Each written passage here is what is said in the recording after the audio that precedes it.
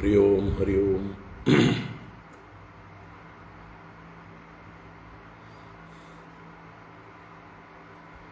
നാരായണ.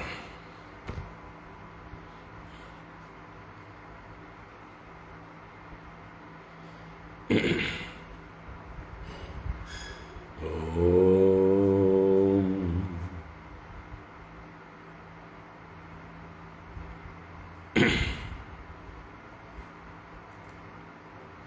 ശുക്ലാംബരധരം വിഷ്ണും ശശിവർണം ചതുർഭുജം പ്രസന്നവദനം ധ്യായേത് സർവവിഘ്നോപശാന്തയേ. ഗുരവേ സർവലോകാനാം ഭിഷജേ ഭവരോഗിണാം നിധയേ സർവവിദ്യാനാം ദക്ഷിണാമൂർത്തയേ നമഃ. ജന്മാദ്യസ്യ യദോന്വയാദിതരതശ്ചാർത്ഥേഷ്വഭിജ്ഞസ്വരാട് തേനേ ബ്രഹ്മഹൃദായ ആദികവയേ മുഹ്യന്തി യത്സൂരയഃ തേജോ വാരിമൃതാം യദാ വിനിമയോ യത്ര ത്രിസർഗോ മൃഷാ ധാംനാ സ്വേന സദാ നിരസ്തകുഹകം സത്യം പരം ധീമഹി. ധർമ്മഃ പ്രോജ്ജിതകൈതവോത്ര പരമോ നിർമത്സരാണാം സതാം വേദ്യം വാസ്തവമത്ര വസ്തു ശിവദം താപത്രയോന്മൂലനം. ശ്രീമദ്ഭാഗവതേ മഹാമുനികൃതേ കിം വാ പരൈരീശ്വരഃ സദ്യോ ഹൃദ്യവരുദ്യനേത്ര കൃതിഭിഃ ശുശ്രൂഷുഭിസ്തൽക്ഷണാത്. നിഗമകൽപതരോർഗളിതം ഫലം സുഖമുഖാദമൃതദ്രവസംയുതം പിബത ഭാഗവതം രസമാലയം മുഹുരഹോ രസികാ ഭുവി ഭാവുകാഃ. നാരായണം നമസ്കൃത്യ നരം ചൈവ നരോത്തമം ദേവീം സരസ്വതീം വ്യാസം തതോ ജയമുദീരയേത്. യം പ്രവ്രജന്തമനുപേതമപേതകൃത്യം ദ്വൈപായനോ വിരഹകാതര ആജുഹാവ. പുത്രേതി തന്മയതയാ തരവോഭിനേദുഃ തം സർവഭൂതഹൃദയം മുനിമാനതോസ്മി. യസ്വാനുഭാവമഖിലശ്രുതിസാരമേകം അധ്യാത്മദീപമതിതിതീർഷതാം തമോന്തം. സംസാരിണാം കരുണയാഃ പുരാണഗുഹ്യം തം വ്യാസസൂനുമുപയാമി ഗുരും മുനീനാം. മൂകം കരോതി വാചാലം പങ്കും ലംഘയതേ ഗിരിം യത്കൃപാതമഹം വന്ദേ പരമാനന്ദമാധവം. യം ബ്രഹ്മാ വരുണേന്ദ്രരുദ്രമരുതഃ സ്തുന്വന്തി ദിവ്യൈസ്തവൈഃ വേദൈഃ സാംഗപദക്രമോപനിഷദൈഃ ഗായന്തി യം സാമഗാഃ. ധ്യാനാവസ്ഥിതതദ്ഗതേന മനസാ പശ്യന്തി യം യോഗിനോ യസ്യാന്തം ന വിദുഃ സുരാസുരഗണാഃ ദേവായ തസ്മൈ നമഃ. കോമളം കൂജയൻ വേണും ശ്യാമളോയം കുമാരകഃ വേദവേദ്യം പരം ബ്രഹ്മ ഭാസതാം പുരതോ മമ. ഭൂതൈർമഹദ്ഭിർയയിമാ പുരോ വിഭുഃ നിർമായശേതേ യദമൂഷു പൂരുഷഃ ഭുങ്ക്തേ ഗുണാൻ ഷോഡശ ഷോഡശാത്മകഃ സോലങ്കൃഷീഷ്ട ഭഗവാൻ വജാംസി മേ. സച്ചിദാനന്ദരൂപായ വിശ്വോത്പത്യാദിഹേതവേ താപത്രയ വിനാശായ ശ്രീകൃഷ്ണായ വയം നുമഃ. കൃഷ്ണായ വാസുദേവായ ഹരയേ പരമാത്മനെ പ്രണതക്ലേശനാശായ ഗോവിന്ദായ നമോ നമഃ. കൃഷ്ണായ വാസുദേവായ ദേവകീനന്ദനായ ച നന്ദഗോപകുമാരായ ഗോവിന്ദായ നമോ നമഃ. നമഃ പങ്കജനാഭായ നമഃ പങ്കജമാലിനേ നമഃ പങ്കജനേത്രായ നമസ്തേ പങ്കജാംഗ്രയേ. പീതാംബരം കരവിരാജിതശംഖചക്രകൗമോദഗീ സരസിജം കരുണാസമുദ്രം രാധാസഹായമതിസുന്ദരമന്ദഹാസം വാതാലയേശമനിശം ഹൃദി ഭാവയാമി. വാതാലയേശമനിശം ഹൃദി ഭാവയാമി. ഓം നമോ ഭഗവതേ വാസുദേവായ. ഓം നമോ നാരായണായ. ഓം ശ്രീ ഗുരുവായൂരപ്പാ ശരണം. ഓം നമഃ പരമഋഷിഭ്യോ നമഃ. പരമഋഷിഭ്യഃ ശ്രീ ഗുരുഭ്യോ നമഃ.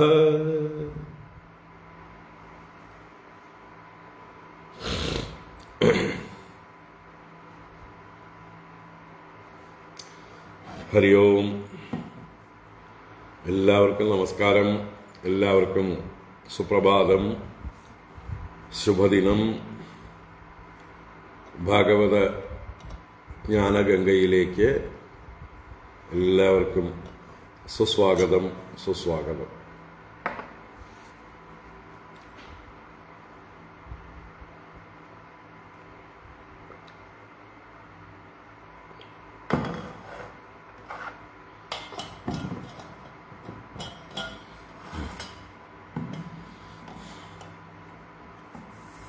ഹരി ഓം.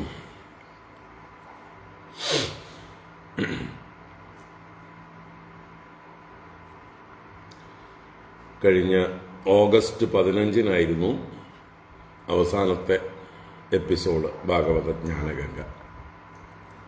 ഇപ്പോൾ 2 മാസത്തിലധികമായി നമ്മൾ ഭാഗവത ജ്ഞാനഗംഗയ്ക്ക് ഒരു ഒഴുക്കിന് തടസ്സം നേരിട്ടിട്ട്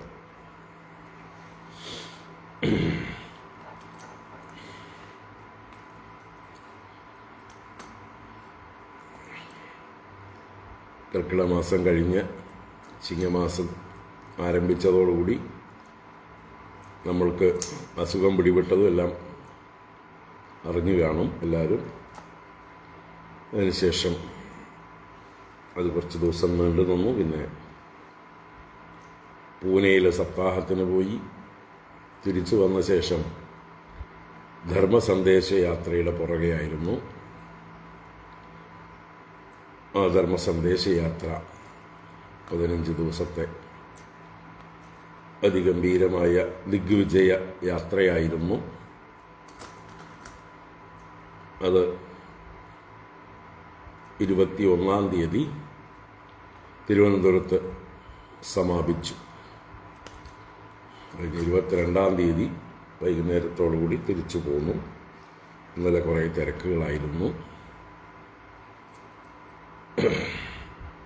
ഇന്ന് വീണ്ടും നമ്മൾ ഗംഗയിലേക്ക് ഒഴുകാൻ തുടങ്ങുകയാണ്. നല്ലൊരു ബ്രേക്കായിപ്പോയി. ഏകദേശം 70 ദിവസത്തോളമുള്ള ബ്രേക്ക്.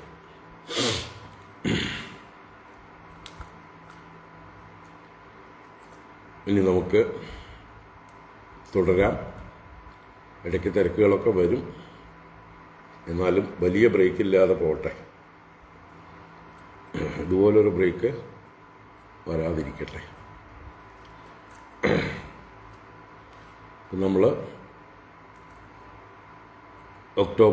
ഓഗസ്റ്റ് 15 നിർത്തിയത് ദശമസ്കന്ധത്തിലെ 71-ാം അധ്യായം. അത് 3 ക്ലാസ്സുകളായിട്ടാണ് നമ്മൾ വിശദീകരിച്ചത്. 71-ാം അധ്യായം പൂർത്തീകരിച്ചു.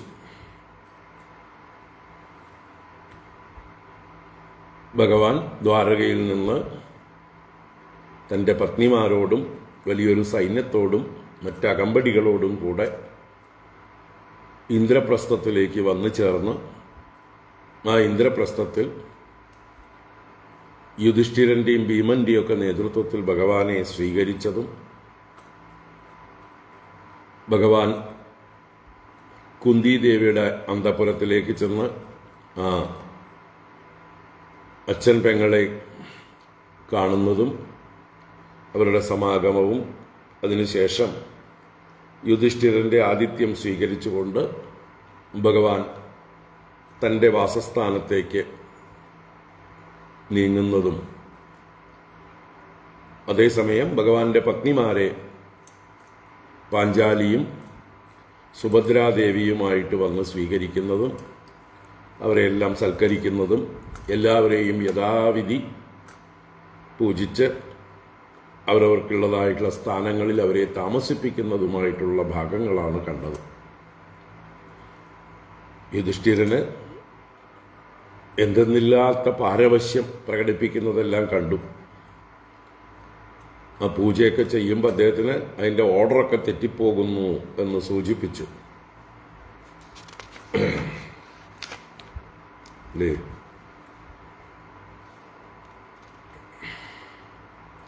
40ാമത്തെ ശ്ലോകത്തിൽ കഴിഞ്ഞ അധ്യായത്തിൽ പറഞ്ഞു, ഗോവിന്ദം ഗൃഹമാനീയ ദേവദേവേശമാതൃത പൂജായാം മാവിദത്കൃത്യം പ്രമോദ അപഹതോ നൃപ പ്രമോദോപഹതോ നൃപ. പ്രമോദാധിക്യം കൊണ്ട് അദ്ദേഹത്തിൻ്റെ എന്താ പറയുക ബാധിക്കപ്പെട്ടിരുന്നു അദ്ദേഹം.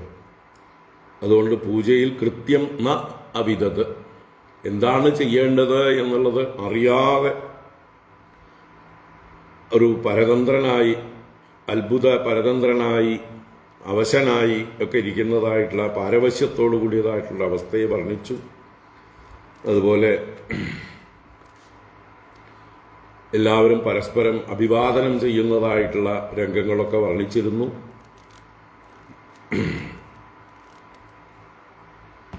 കുന്തിദേവിയാൽ പ്രേരിപ്പിക്കപ്പെട്ടവളായ കൃഷ്ണ എന്നാൽ പാഞ്ചാലി ഭഗവാനെ നമസ്കരിക്കുന്നതും മറ്റുള്ള കൃഷ്ണപത്നിമാരെയെല്ലാം സ്വീകരിക്കുന്നതും വർണ്ണിച്ചു. അതിൽ പ്രത്യേകിച്ച് 8 പേരുടെ പേരെടുത്ത് പറഞ്ഞു. രുക്മിണി, സത്യ, ഭദ്ര, ജാമ്പവതി, കാളിന്തി, മിത്രവിന്ദ, ശൈബ്യ, നാഗ്നജിതി, സതി മുതലായ അങ്ങനെ പേരെടുത്ത് പറഞ്ഞു. അങ്ങനെയുള്ള എല്ലാവരെയും സമ്മാനങ്ങളൊക്കെ കൊടുത്ത് സൽക്കരിച്ചു. അവരെയൊക്കെ ധർമ്മരാജ ജനാർദ്ദനം സുഖം നിവാസയാമാസ, സുഖമായി വസിപ്പിച്ചു. സസൈന്യം സാനുഗാമാത്യം സഭാര്യം ച നവം തർപ്പയിത്വ, അല്ലെങ്കിൽ തർപ്പയിത്വ ഗാണ്ഡവേന വന്യം ഭാൽഗുന സംയുത മോചയിത്വ മയം യേന രാജ്ഞേ ദിവ്യ സഭാകൃത. ഭഗവാൻ മുമ്പ് അർജുനനോടുകൂടി ഗാണ്ഡവ വനത്തെ അഗ്നിക്കായിക്കൊണ്ട് സമർപ്പിച്ച് മയനെ മോചിപ്പിച്ചതിൻ്റെ ഫലമായി ആ മയനാൽ ചെയ്യപ്പെട്ടതായിട്ടുള്ള സഭ ഈ ഇന്ദ്രപ്രസ്ഥത്തിലുണ്ട്. അങ്ങനെയുള്ള ആ സഭയോടുകൂടിയതായിട്ടുള്ള ഇന്ദ്രപ്രസ്ഥത്തിൽ ഉവാസ കതിചിന്മാസാൻ രാജ്ഞ പ്രിയചികീർഷയ, രാജാവിന് പ്രിയം ചെയ്യാൻ ഇച്ഛയോടുകൂടെ ഭഗവാൻ കുറച്ച് മാസങ്ങൾ അവിടെ താമസിച്ചു. അങ്ങനെ ഇരിക്കെ വിഹരൻ രഥമാരുഹ്യ ഫാൽഗുനേന ഭടൈർവൃത, ഭഗവാൻ അർജുനനോടുകൂടെ രഥത്തിൽ കയറി മറ്റ് ഭടന്മാരോടുകൂടെ വിഹരിച്ചുകൊണ്ടും അവിടെ വസിച്ചു എന്നാണ് പറയണത്. അപ്പോൾ വെറുതെ ഇരുന്നില്ല, അർജുനനോടുകൂടെ നായാട്ടും മറ്റു കാര്യങ്ങളൊക്കെ ആയിട്ട് ചുറ്റി സഞ്ചരിച്ചുകൊണ്ട് നേരം പോക്ക് ചെയ്തു എന്നർത്ഥമാണ്. അപ്പോൾ ഇതുവരെയൊക്കെയാണ് പറഞ്ഞു നിർത്തിയത്. ഇനി 72ാം അധ്യായത്തിലാണ് യുധിഷ്ഠിരൻ ഭഗവാനോട് തൻ്റെ ആഗ്രഹം പ്രകടിപ്പിക്കുന്നത്. രാജസൂയയാഗം നടത്താനുള്ളതായിട്ടുള്ള തൻ്റെ ആഗ്രഹത്തെ ഭഗവാനെ സ്തുതിച്ചുകൊണ്ട്, ഭഗവാൻ കൂടെയുണ്ടെങ്കിൽ തനിക്കത് നടത്താൻ കഴിയും, ഭഗവാന്റെ അനുഗ്രഹമുണ്ടെങ്കിൽ ആർക്ക് എന്താണ് സാധിക്കാത്തത്, ഭഗവാനെ ഭജിക്കുന്നതായിട്ടുള്ള ആളുകൾക്ക് അസാധ്യമായിട്ടൊന്നുമില്ല എന്നിങ്ങനെ ഭഗവാനെ സ്തുതിച്ചുകൊണ്ട് തൻ്റെ ഉള്ളിലുള്ള ആഗ്രഹത്തെ പ്രകടിപ്പിക്കുന്നതായിട്ടുള്ള ഭാവമാണ്. അതിന് ഭഗവാൻ അനുകൂലമായിട്ടുള്ള മറുപടി കൊടുക്കുന്നതും അതിനുശേഷം എന്തൊക്കെയാണ് അതിന് ചെയ്യേണ്ടത് എന്നുള്ളതായിട്ടുള്ള കാര്യങ്ങൾ ആലോചിക്കുന്നു. അതിനെ തുടർന്ന് ദിഗ്വിജയത്തിനായിക്കൊണ്ട് 4 പാണ്ഡവന്മാർ, യുധിഷ്ഠിരൻ ഒഴികെയുള്ള അദ്ദേഹത്തിൻ്റെ അനുജന്മാർ 4 പേര് 4 ദിക്കിലേക്ക് ദിഗ്വിജയത്തിന് പോകുന്നതും, അതുപോലെ പിന്നീട് ജരാസന്ധൻ്റെ അടുത്തേക്ക് പോകുന്നതുമൊക്കെ ആയിട്ടുള്ള കഥകളിലേക്കാണ് വരുന്നത്.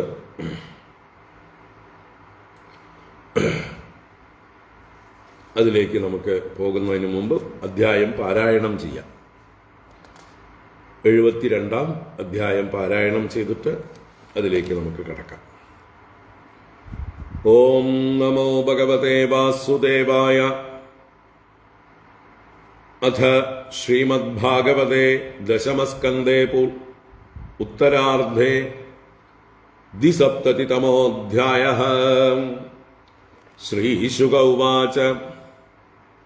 ഏകദാ തു സഭാമധ്യേ ആസ്ഥിതോ മുനിഭിർവൃതഃ ബ്രാഹ്മണൈഃ ക്ഷത്രിയൈർവൈശ്യൈഃ ഭ്രാതൃഭിശ്ച യുധിഷ്ഠിരഃ ആചാര്യൈഃ കുലവൃദ്ധൈശ്ച ജ്ഞാതിസംബന്ധി ബാന്ധവൈഃ ശൃണ്വതാമേവ ചൈതേഷാം ആഭാഷ്യേതമുവാചഃ.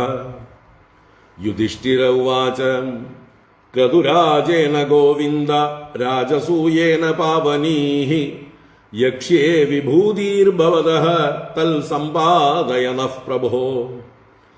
ത്വൽപാദുകേ അവിരതം പരിയേ ചരന്തി ധ്യായന്ത്യഭദ്രനശനേഷു ചയോ ഗൃണന്തി വിന്ദന്തി തേ കമലനാഭ ഭവാഭവർഗം ആശാസത്തെ യദിത ആശിഷ ഈശനാന്യേ.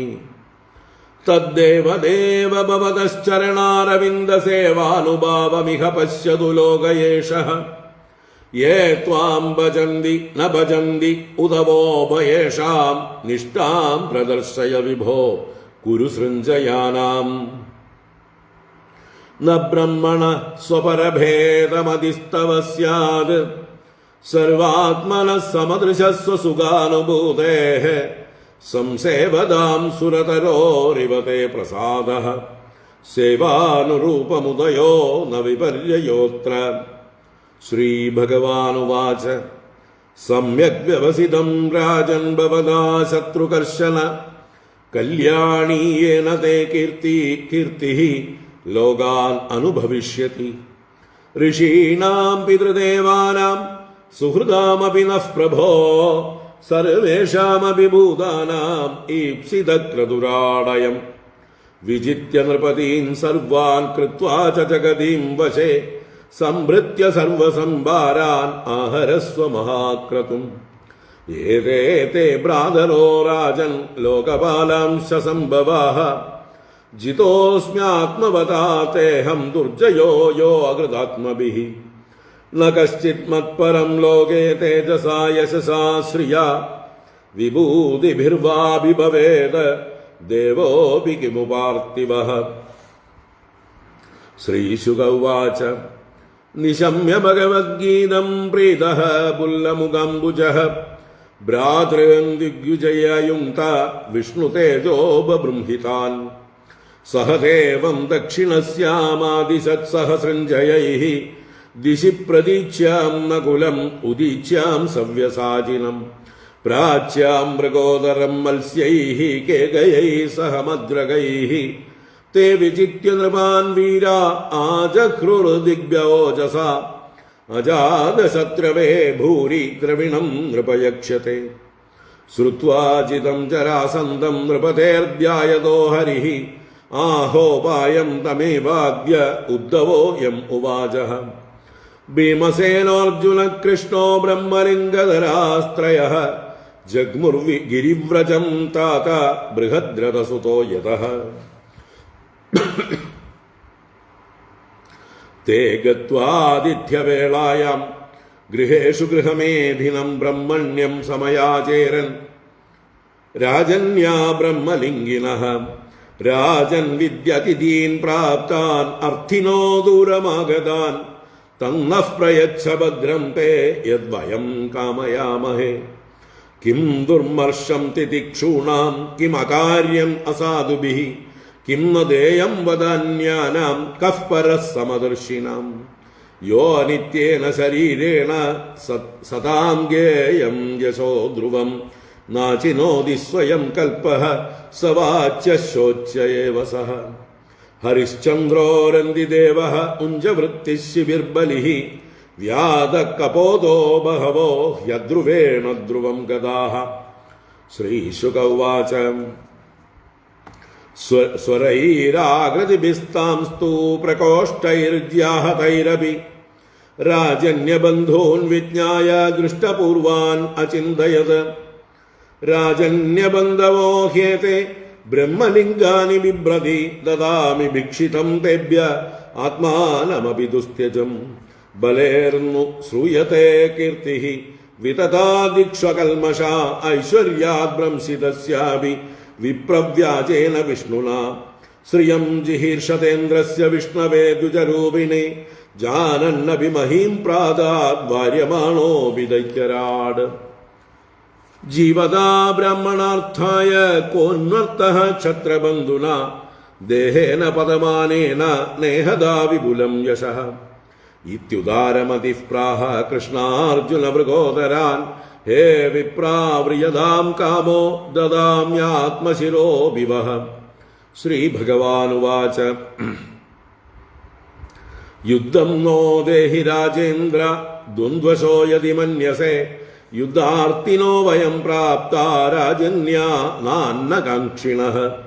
അസൗ വൃഗോദരഃ പാർത്ഥഃ തസ്യ ഭ്രാതാർജുനോ ഹ്യയം അനയോർമാതുലേയം മാം കൃഷ്ണം ജാനീഹി തേ രിപും. ഏവമാവേദിതോ രാജാ ജഹാസോച്ചൈസ്മമാഗതഃ ആഹജാമർഷിതോ മന്ദാ യുദ്ധം തർഹി ദദാമി വഃ. ന ത്വയാ ഭീരുണായോത്സ്യേ യുധി വിക്ലവചേതസാ മധുരാം സ്വപുരീം ത്യക്ത്വാ സമുദ്രം ശരണം ഗതഃ. അയം തു വയസാ തുല്യോ നാദിസത്വോ ന മേ സമഃ അർജുനോ ന ഭവേദ്യോദ്ധാ ഭീമസ്തുല്യബലോ മമ. ഇത്യുക്ത്വാ ഭീമസേനായ പ്രാദായ മഹതീം ഗദാം ദ്വിതീയാം സ്വയമാദായ നിർജഗാമ പുരാത് ബഹിഃ.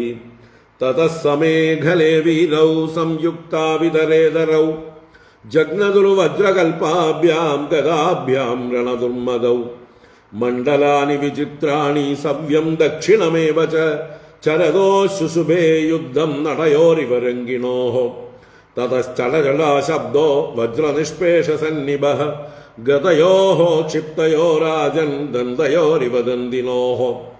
തേ വൈ ഗതേ ഭുജജവേന നിപാത്യമാനേ അന്യോന്യതോ അംസകടിപാദകരോരുചത്രൂൻ ചൂർണീബഭൂവതുർ ഉപേത്യ യഥാർക്കശാഖേ സംയുധ്യതോർദിരതയോരിവ ദീപ്തമന്യോഃ. ഇത്തം തയോഃ പ്രഹതയോർഗതയോർനിർവീരൗ ക്രുദ്ധൗ സ്വമുഷ്ടിഭിരയസ്പർശൈരപിഷ്ടാം ശബ്ദസ്തയോ പ്രഹരതോർ ഇവയോർ ഇവാസീത നിർഗാതവജ്രപരുഷസ്ഥലതാടനോക്തഃ. തയോരേവം പ്രഹരതോഃ സമശിക്ഷാബലൗജസോഃ നിർവിശേഷമഭൂദ്യുദ്ധം അക്ഷീണജവയോർനൃപ. ഏവം തയോർമഹാരാജ യുധ്യതോ സപ്തവിംശതിഃ ദിനാനി നിരകൻ തത്ര സുഹൃദ്വത് നിശിതിഷ്ഠതോഃ. ഏകദാ മാതുലേയം വൈ പ്രാഹരാജൻ മൃഗോദരഃ ന ശക്തോഹം ജരാസന്ധം നിർജേതും യുതി മാധവ. ശത്രോർജന്മമൃതി വിദ്വാൻ ജീവിതം ച ജരാകൃതം പാർത്ഥമാപ്യായൻ സ്വേന തേജസാ ചിന്തയദ്ഹരിഃ. സഞ്ചിന്യാരിവതോപായം ഭീമസ്യാമോഘദർശനഃ ദർശയാമാസ വിടവം പാടയന്നിവ സംജ്ഞയാ. തദ്വിജ്ഞായ മഹാസത്വോ ഭീമഃ പ്രഹരതാം വരഃ ഗൃഹീത്വാ പാദയോ ശത്രും പാദയാമാസ ഭൂതലേ. ഏകം പാദം പദാക്രമ്യ ദുർഭ്യാം അന്യം പ്രഗൃഹ്യ സഹ ഗുതതഃ പാടയാമാസ ശാഖാമിവ മഹാഗജഃ. ഏകപാദോരു വൃഷണ കടിപൃഷ്ടസ്തനാം സഖേ ഏകബാഹ്വക്ഷിഭ്രൂകർണേ സകലേ ദദൃശുഃ പ്രജാഃ ആഹാകാരോ മഹാനാസീത് നിഹതേ മഗധേശ്വരേ പൂജയാമാസ ദുർഭീമം പരിരഭ്യ ജയാച്യുതൗ സഹദേവം തത്തനയം ഭഗവാൻ ഭൂതഭാവനഃ അഭ്യഷിഞ്ചത് അമേയാത്മാ മഗധാനാം പതിം പ്രഭുഃ മോചയാമാസ രാജന്യാൻ സമൃദ്ധാമഗധേനയേ. ഹരി ഓം. ഇതി ശ്രീമദ് ഭാഗവതേ മഹാപുരാണേ പാരമഹംസ്യാം സംഹിതായാം ദശമസ്കന്ധേ ഉത്തരാർദ്ധേ ജരാസന്ധവധോ നാമ ദ്വിസപ്തതിതമോऽധ്യായഃ. സർവത്ര ഗോവിന്ദനാമ സങ്കീർത്തനം ഗോവിന്ദ ഗോവിന്ദ. നാരായണാഖില ഗുരോ ഭഗവൻ നമസ്തേ. നാരായണാഖില ഗുരോ ഭഗവൻ നമസ്തേ. നാരായണാഖില ഗുരോ ഭഗവൻ നമസ്തേ.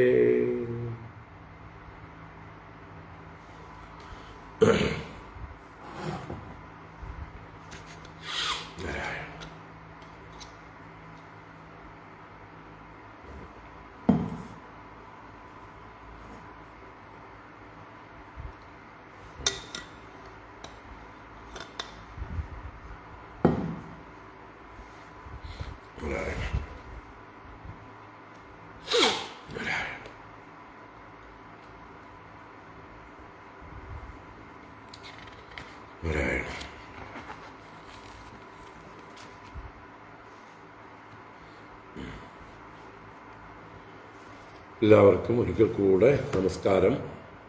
എല്ലാവർക്കും ഭാഗവതജ്ഞാന ഗംഗയിലേക്ക് സുസ്വാഗതം. സുസ്വാഗതം.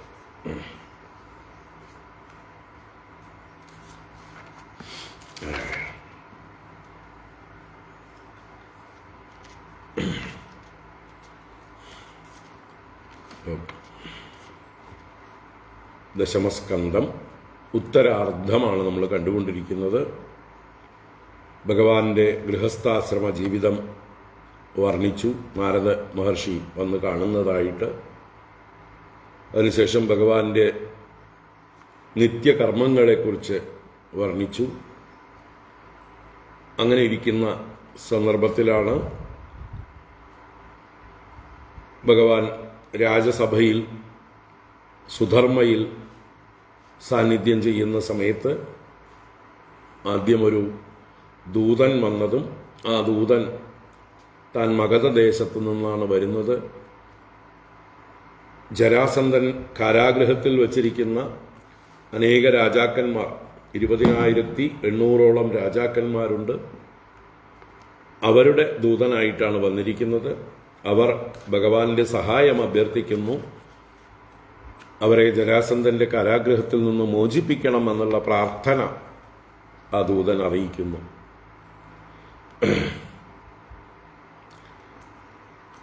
ആ സമയത്ത് തന്നെ നാരദ മഹർഷിയും ആ സഭയിലേക്ക് വന്നു ചേർന്നു. നാരദ മഹർഷിയെ പൂജിച്ച് സ്വാഗതം ചെയ്ത് ഇരുത്തിയതിനു ശേഷം അദ്ദേഹത്തിന്റെ ആഗമന ഉദ്ദേശം എന്താണെന്ന് ചോദിച്ച സമയത്ത് നാരദ മഹർഷി വന്ന കാര്യം പറഞ്ഞു. ഇന്ദ്രപ്രസ്ഥത്തിൽ നിന്നാണ് വരുന്നത്.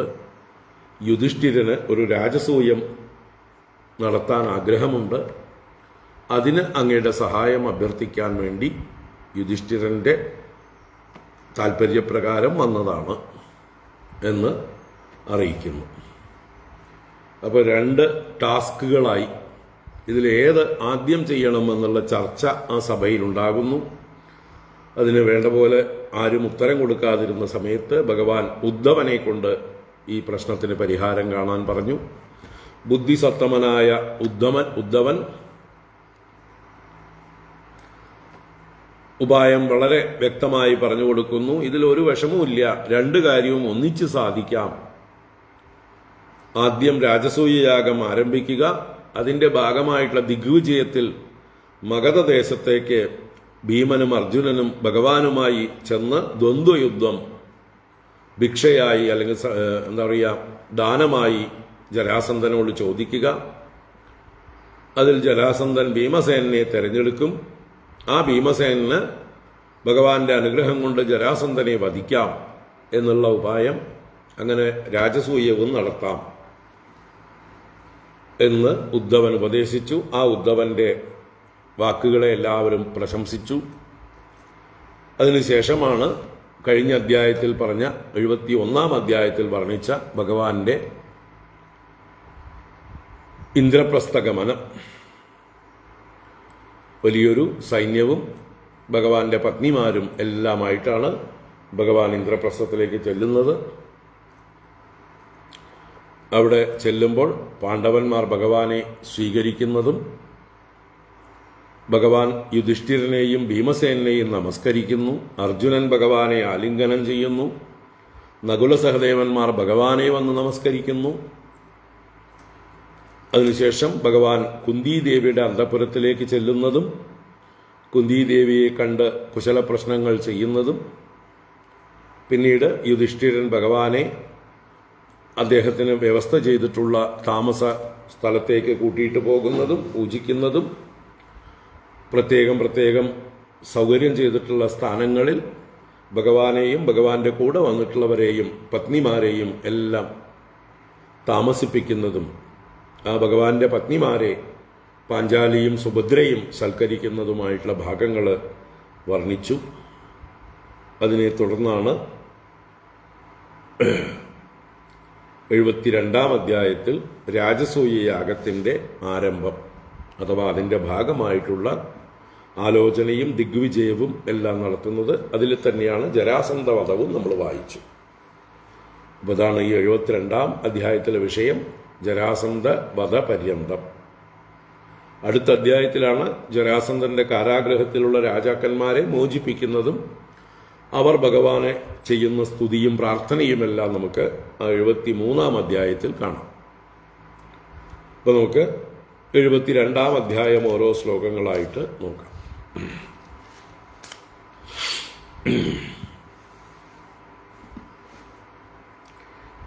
ഓം നമോ ഭഗവതേ വാസുദേവായ.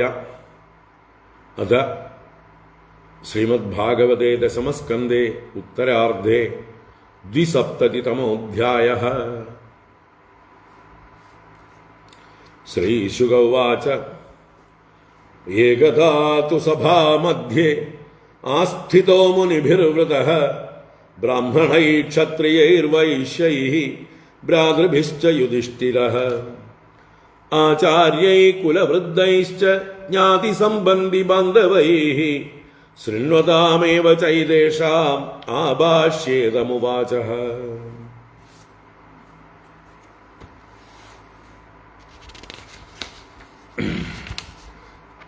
ശ്രീശുക ഉവാച. ഏകദാ തു സഭാമധ്യേ ആസ്ഥിതോ മുനിഭിർവൃതഃ ബ്രാഹ്മണൈ ക്ഷത്രിയൈർവൈശ്യൈഃ ഭ്രാതൃഭിശ്ച യുധിഷ്ഠിരഃ ആചാര്യൈ കുലവൃദ്ധൈശ്ച ജ്ഞാതിസംബന്ധി ബാന്ധവൈഃ ശൃണ്വതാമേവ ചൈതേഷാം ആഭാഷ്യേതം ഉവാചഃ.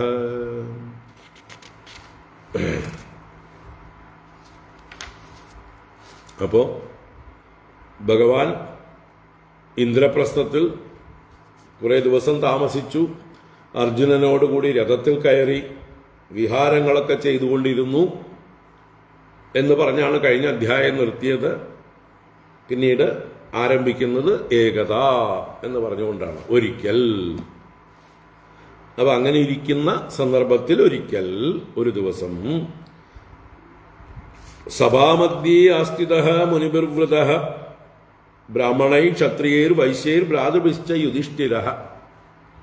അപ്പോൾ ഇവിടുത്തെ ഈ ശ്ലോകത്തിലെ നായകൻ യുധിഷ്ഠിരനാണ്. യുധിഷ്ഠിരൻ എന്ത് ചെയ്തിരിക്കുന്നു? സഭാമധ്യേ ആസ്ഥിതഃ, ഇന്ദ്രപ്രസ്ഥത്തിലുള്ള രാജസഭയുടെ മധ്യത്തിൽ രാജാവിന്റെ സ്ഥാനത്ത് ഇരിക്കുകയാണ് പാണ്ഡവ ജ്യേഷ്ഠനായിട്ടുള്ള യുധിഷ്ഠിരൻ. മുനിഭിർവൃതഃ, മുനികളാൽ ചുറ്റപ്പെട്ടവനായിട്ട് എന്ന് പറഞ്ഞാൽ യുധിഷ്ഠിരൻ അതുപോലെ പാണ്ഡവന്മാരൊക്കെ ബ്രഹ്മണ്യന്മാരാണ്. മഹാത്മാക്കളെ, ബ്രാഹ്മണരെ, ഗുരുജനങ്ങളെയൊക്കെ ബഹുമാനിക്കുകയും പൂജിക്കുകയും ചെയ്യുന്നവരാണ്. അതുകൊണ്ട് തന്നെ എപ്പോഴും ബ്രാഹ്മണരും മുനിമാരും എല്ലാം യുധിഷ്ഠിരന്റെ ചുറ്റും ഉണ്ടാവും. യുധിഷ്ഠിരനെ പോലെ ഒരു ധർമ്മമൂർത്തിയെ അവർക്ക് വലിയ ബഹുമാനവും സ്നേഹവുമാണ്, വാത്സല്യമാണ്.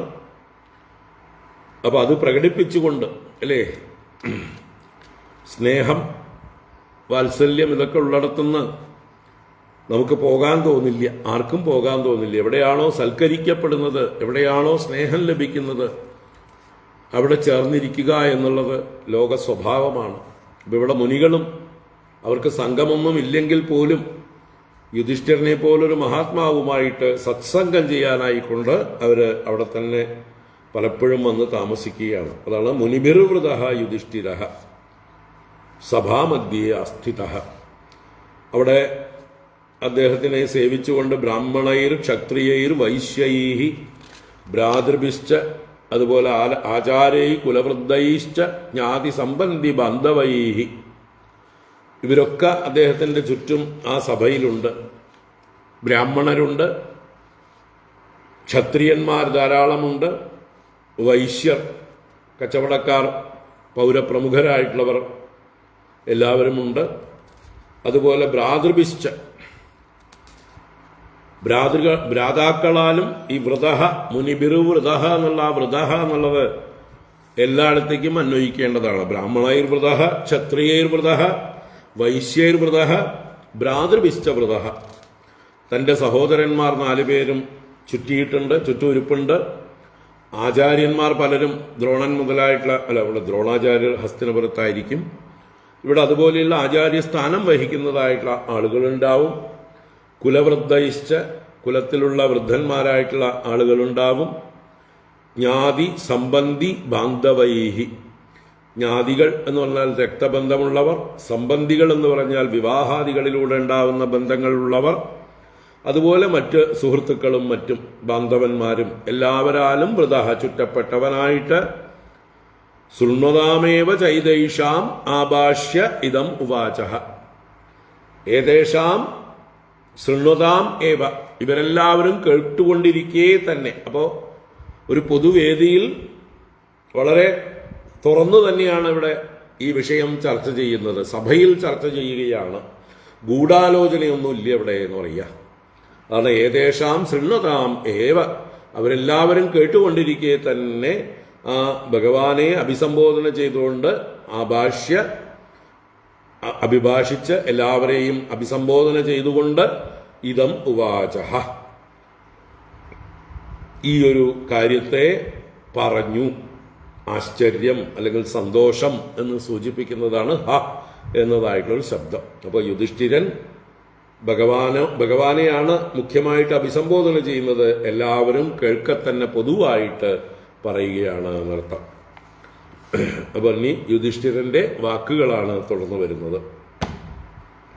യുധിഷ്ഠിര ഉവാച ക്രതുരാജേന ഗോവിന്ദ രാജസൂയേന പാവനീഹി യക്ഷ്യേ വിഭൂതിർഭവതഃ തൽസംവാദയ നഃ പ്രഭോ.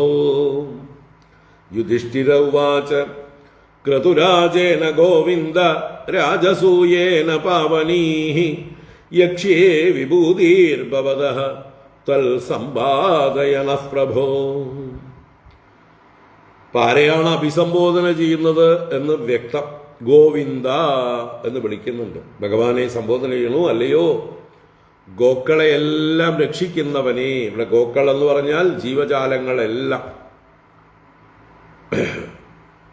സകല ജീവന്മാരെയും രക്ഷിക്കുന്നവനായ ഭഗവാനെ, എല്ലാവരുടെയും രക്ഷകൻ, എല്ലാവരുടെയും ഭരണകർത്താവ് എല്ലാമായിരിക്കുന്ന ഹേ ഗോവിന്ദ, അഹം ക്രതുരാജേന രാജസൂയേന യക്ഷ്യേ. അഹം യക്ഷ്യേ, ഞാൻ യജനം ചെയ്യാം, ഞാൻ യാഗം ചെയ്യാം എന്ന് പറയണം. എന്തുകൊണ്ട് യാഗം ചെയ്യാം? രാജസൂയേന യക്ഷ്യേ, രാജസൂയ യാഗം കൊണ്ട് യജിക്കാം. എങ്ങനെ, എന്താണിത്? രാജസൂയം ക്രതുരാജനാണ്. ക്രതുക്കളിൽ വെച്ച് രാജൻ, യജ്ഞങ്ങളിൽ വെച്ച് ഏറ്റവും അനേക അശ്വമേധങ്ങൾ ചെയ്യുന്നതിൻ്റെ ഫലമാണ് ഒരു രാജസൂയ യാഗം എന്ന് പറയുക. അപ്പം അങ്ങനെയുള്ള രാജസൂയം കൊണ്ട് ഞാനിതാ യജിക്കാൻ ആഗ്രഹിക്കുന്നു. ആരെ? പാവനീഹി വിഭൂതിഹി ഭവതഃ. ഭവതഃ പാവനീഹി വിഭൂതീഹി. ഭവതഃ എന്ന് പറയുമ്പോൾ അങ്ങയുടെ ഭഗവാന്റെ പാവനീഹി വിഭൂതീഹി, പാവനങ്ങളായ വിഭൂതികളെ, പരിശുദ്ധകളായ വിഭൂതികളെ എന്ന് പറഞ്ഞാൽ ഭഗവാന്റെ വിഭൂതികൾ എന്ന് പറഞ്ഞാൽ സകല ദേവതകളും ഭഗവാന്റെ വിഭൂതികളാണ്. ഇന്ദ്രൻ മുതലായിട്ടുള്ള സകല ദേവന്മാരും ഭഗവാന്റെ വിഭൂതികളാണ്. ആ വിഭൂതികളെ അവരെല്ലാം പരിശുദ്ധന്മാരാണ്. അങ്ങനെയുള്ളവരെ യജിക്കാൻ ആഗ്രഹിക്കുന്നു. അല്ലയോ പ്രഭോ നഹ തൽ സമ്പാദയ. പ്രഭുവായ അങ്ങ് അത് ഞങ്ങൾക്ക് സാധിച്ചു തരണം എന്നാണ്. സമ്പാദയ എന്ന് പറഞ്ഞാൽ സമ്പാദിച്ചു തരണം. സമ്പാദിക്കുക എന്ന് പറഞ്ഞാൽ അത് സാധിച്ചു തരൽ തന്നെയാണ്, അതുമായി പ്രാപിപ്പിച്ചു തരിക. ഇപ്പോൾ അതുമായിട്ട് രാജസൂയം എന്നുള്ളത് വലിയൊരു സ്വപ്നമാണ്. അതുമായിട്ട് ഒരുപാട് അകലമുണ്ട്. ആ അകലം തീർത്ത് ഞങ്ങളോട് അതിനെ യോജിപ്പിക്കണം. അതാണ് സമ്പാദനം. അതിനെ അടുപ്പിക്കുക എന്നാണ് സമ്പാദന ശബ്ദത്തിന് അർത്ഥം, നമ്മളോട് ചേർക്കുക. അപ്പോൾ ഈ രാജസൂയയാഗത്തെ വേണ്ടതുപോലെ സാധിപ്പിച്ചു തരണം. ഇപ്പൊ ഞങ്ങൾക്കത് വളരെ അകലെയാണ്, ചിന്തിക്കാൻ പോലും പ്രയാസമായിട്ടുള്ള കാര്യമാണ്.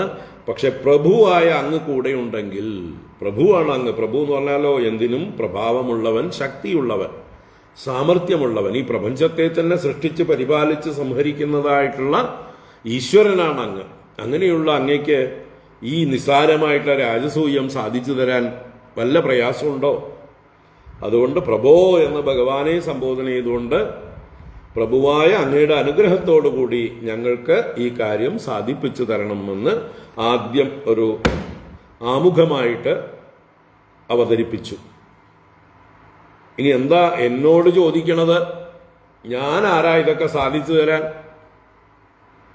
എന്ന് ഭഗവാൻ തിരിച്ചു ചോദിക്കുകയാണെങ്കിൽ, അല്ലെങ്കിൽ വേറെ ആരെങ്കിലും പുരികം ചൊളിക്കുകയാണെങ്കിൽ അതിനുള്ള മറുപടിയാണ് വരുന്ന 3 ശ്ലോകങ്ങളിൽ പറയുന്നത്. ആർക്കെങ്കിലും ഈ കൃഷ്ണനെ എന്തിനായി യുധിഷ്ഠിരൻ ഇങ്ങനെയൊക്കെ ബഹുമാനിക്കുന്നത്, ഇങ്ങനെയൊക്കെ ആശ്രയിക്കുന്നത്? വേറെ അദ്ദേഹത്തിന്റെ 4 അനുജന്മാർ മഹാശക്തന്മാരുണ്ടല്ലോ. അതുപോലെ അദ്ദേഹത്തിന് വിരാട രാജാവും അല്ലെങ്കിൽ പാഞ്ചാല രാജാവും ഒക്കെ ബന്ധുക്കളായിട്ട് സംബന്ധികളായിട്ടൊക്കെ ഉണ്ടല്ലോ. ഇങ്ങനെയിരിക്കുന്ന ഈ യുധിഷ്ഠിരൻ എന്തിനാ ഈ രാജാധികാരമൊന്നുമില്ലാത്ത നിസ്സാരന്മാരായ യാദവന്മാരിൽ ഈ കൃഷ്ണനെ ആശ്രയിക്കുന്നത് എന്തിനാണ് എന്ന് സംശയം ആർക്കെങ്കിലും ഉണ്ടെങ്കിൽ അത് തീർക്കാനായിട്ടാണ് അടുത്ത 3 ശ്ലോകങ്ങൾ. ആരാണ് ഈ പ്രഭുവായിരിക്കുന്ന ഭഗവാൻ എന്ന് സൂചിപ്പിക്കുകയാണ്. ഈ ഭഗവാൻ കനിഞ്ഞാൽ സാധിക്കാത്തതായിട്ട് എന്തുണ്ട് എന്നുള്ള ചോദ്യമാണ്. അപ്പൊ അതുകൊണ്ട് സംശയം തീർക്കുകയാണ്. ത്വൽപാദുകേ അവിരതം പരിയേ ചരന്തി ധ്യായന്ത്യഭദ്രനശനേ ശുചയോ ഗൃണന്തി വിന്ദന്തി തേ കമലനാഭ ഭവാപവർഗം ആശാസതേ യദിത ആശിഷ ഈശനാന്യേ. ത്വൽപാദുകേ അവിരതം പരിയേ ചരന്തി ധ്യായന്ത്യഭദ്രനശനേ ശുചയോ ഗൃണന്തി വിന്ദന്തി തേ കമലനാഭ ഭവാപവർഗം ആശാസതേ യദിത ആശിഷ ഈശനാന്യേ. അപ്പോൾ ആ ഭഗവാന്റെ മഹിമയെ എടുത്തു പറയുകയാണ്.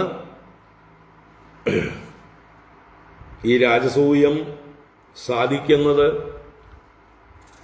അത്ഭുതമാണ്. ചക്രവർത്തിമാർക്ക് പോലും അസാധ്യമായിട്ടുള്ള കാര്യമാണ് രാജസൂയ യജ്ഞം. ചരിത്രത്തിൽ മുമ്പ് 2 പേരെ രാജസൂയയാഗം നടത്തിയിട്ടുള്ളൂ. ഒന്ന് വരുണദേവൻ, മറ്റൊന്ന് ചന്ദ്രഭഗവാൻ. ചന്ദ്രദേവനും വരുണദേവനും മാത്രമാണ് മുമ്പ് രാജസൂയം നടത്തിയിട്ടുള്ളത്. ദശരഥപുത്രനായ ശ്രീരാമസ്വാമി ആലോചിച്ചതാണ് ഒരു രാജസൂയയാഗം നടത്താനായിക്കൊണ്ട്. പക്ഷെ അതിനെക്കുറിച്ചിട്ടുള്ള ഭാരിച്ച ഉത്തരവാദിത്വങ്ങളെക്കുറിച്ച് ചിന്തിച്ച് ഭരതൻ പറഞ്ഞു, ജ്യേഷ്ഠ അതിൻ്റെ ഒന്നും ആവശ്യമില്ല. ഒന്നാമത് ഭഗവാൻ ശ്രീരാമചന്ദ്രപ്രഭു ബാലിയെ വധിച്ചു, രാവണനെ വധിച്ചു, ഇതൊക്കെ ഒരു ദിഗ്വിജയം തന്നെയാണ്. ലോകത്തെ മുഴുവൻ ജയിച്ച ആളാണ് അല്ലേ രാവണൻ. അപ്പൊ ആ രാവണനെ വധിച്ചു വന്നു കഴിഞ്ഞാൽ ഇനിയിപ്പോ ആരെ ജയിക്കാനാണ്? ഇനിയിപ്പോ ആരാണ് രാമന്റെ നേരെ എന്തിനെങ്കിലും ധൈര്യപ്പെടുക അല്ലേ? അതുകൊണ്ട് തന്നെ ആവശ്യമില്ല, രാജസൂയ യാഗത്തിന്റെ ആവശ്യമില്ല എന്ന് പറഞ്ഞുകൊണ്ട് ഭരതൻ രാമനെ പിന്തിരിപ്പിച്ചതായിട്ട് കാണാം. അപ്പോൾ വേറെ ആരും ചെയ്തിട്ടില്ലാത്ത, ആർക്കും ചിന്തിക്കാൻ പോലും സാധിക്കാത്തതായിട്ടുള്ള ഈ രാജസൂയ യാഗം നടത്തിത്തരാൻ ഈ കൃഷ്ണന് മാത്രമേ സാധിക്കുള്ളൂ. കാരണം കൃഷ്ണൻ ആരാണ്, കൃഷ്ണന്റെ മഹിമ എന്താണ് എന്ന് നല്ലതുപോലെ അറിയുന്ന ആളാണ് യുധിഷ്ഠിരൻ. അതാണ് അദ്ദേഹം ഈ വരികളിലൂടെ ഭഗവാനെ പ്രശംസിച്ചുകൊണ്ട് പറയുന്നത്. അപ്പോ ആരാണോ ആരെല്ലാമാണോ ത്വൽ പാതുകേ അവിരതം പരിചരന്തി ധ്യായന്തി. ത്വൽ പാതുകേ, അങ്ങയുടെ 2 പാതുകങ്ങളെ, അങ്ങയുടെ പാദത്തിൽ ധരിച്ചിരിക്കുന്നതായിട്ടുള്ള മെതിയടികളെ അവിരതം പരിചരന്തി, വിരാമം കൂടാതെ എല്ലായ്പ്പോഴും പരിചരിച്ച് പൂജിച്ചുകൊണ്ടിരിക്കുന്നത്, ധ്യായന്തി, ഭഗവാന്റെ പാതുകങ്ങളെയെല്ലാം ആരാണോ ധ്യാനിക്കുന്നത്, അങ്ങനെയുള്ളവർ അഭദ്രനശനെ ഗൃണന്തി, അവരുടെ അഭദ്രങ്ങളെ നശിപ്പിക്കുവാനായിക്കൊണ്ട്, അഭദ്രം അമംഗളം, പാപം എന്നൊക്കെ അർത്ഥം. അപ്പൊ അവരുടെ പാപങ്ങളെ നശിപ്പിക്കാനായിക്കൊണ്ടും ഗൃണന്തി, ഗൃണിക്കുക എന്ന് പറഞ്ഞാൽ പറയുക, സ്തുതിക്കുക, ഭജിക്കുക എന്നൊക്കെ അർത്ഥം.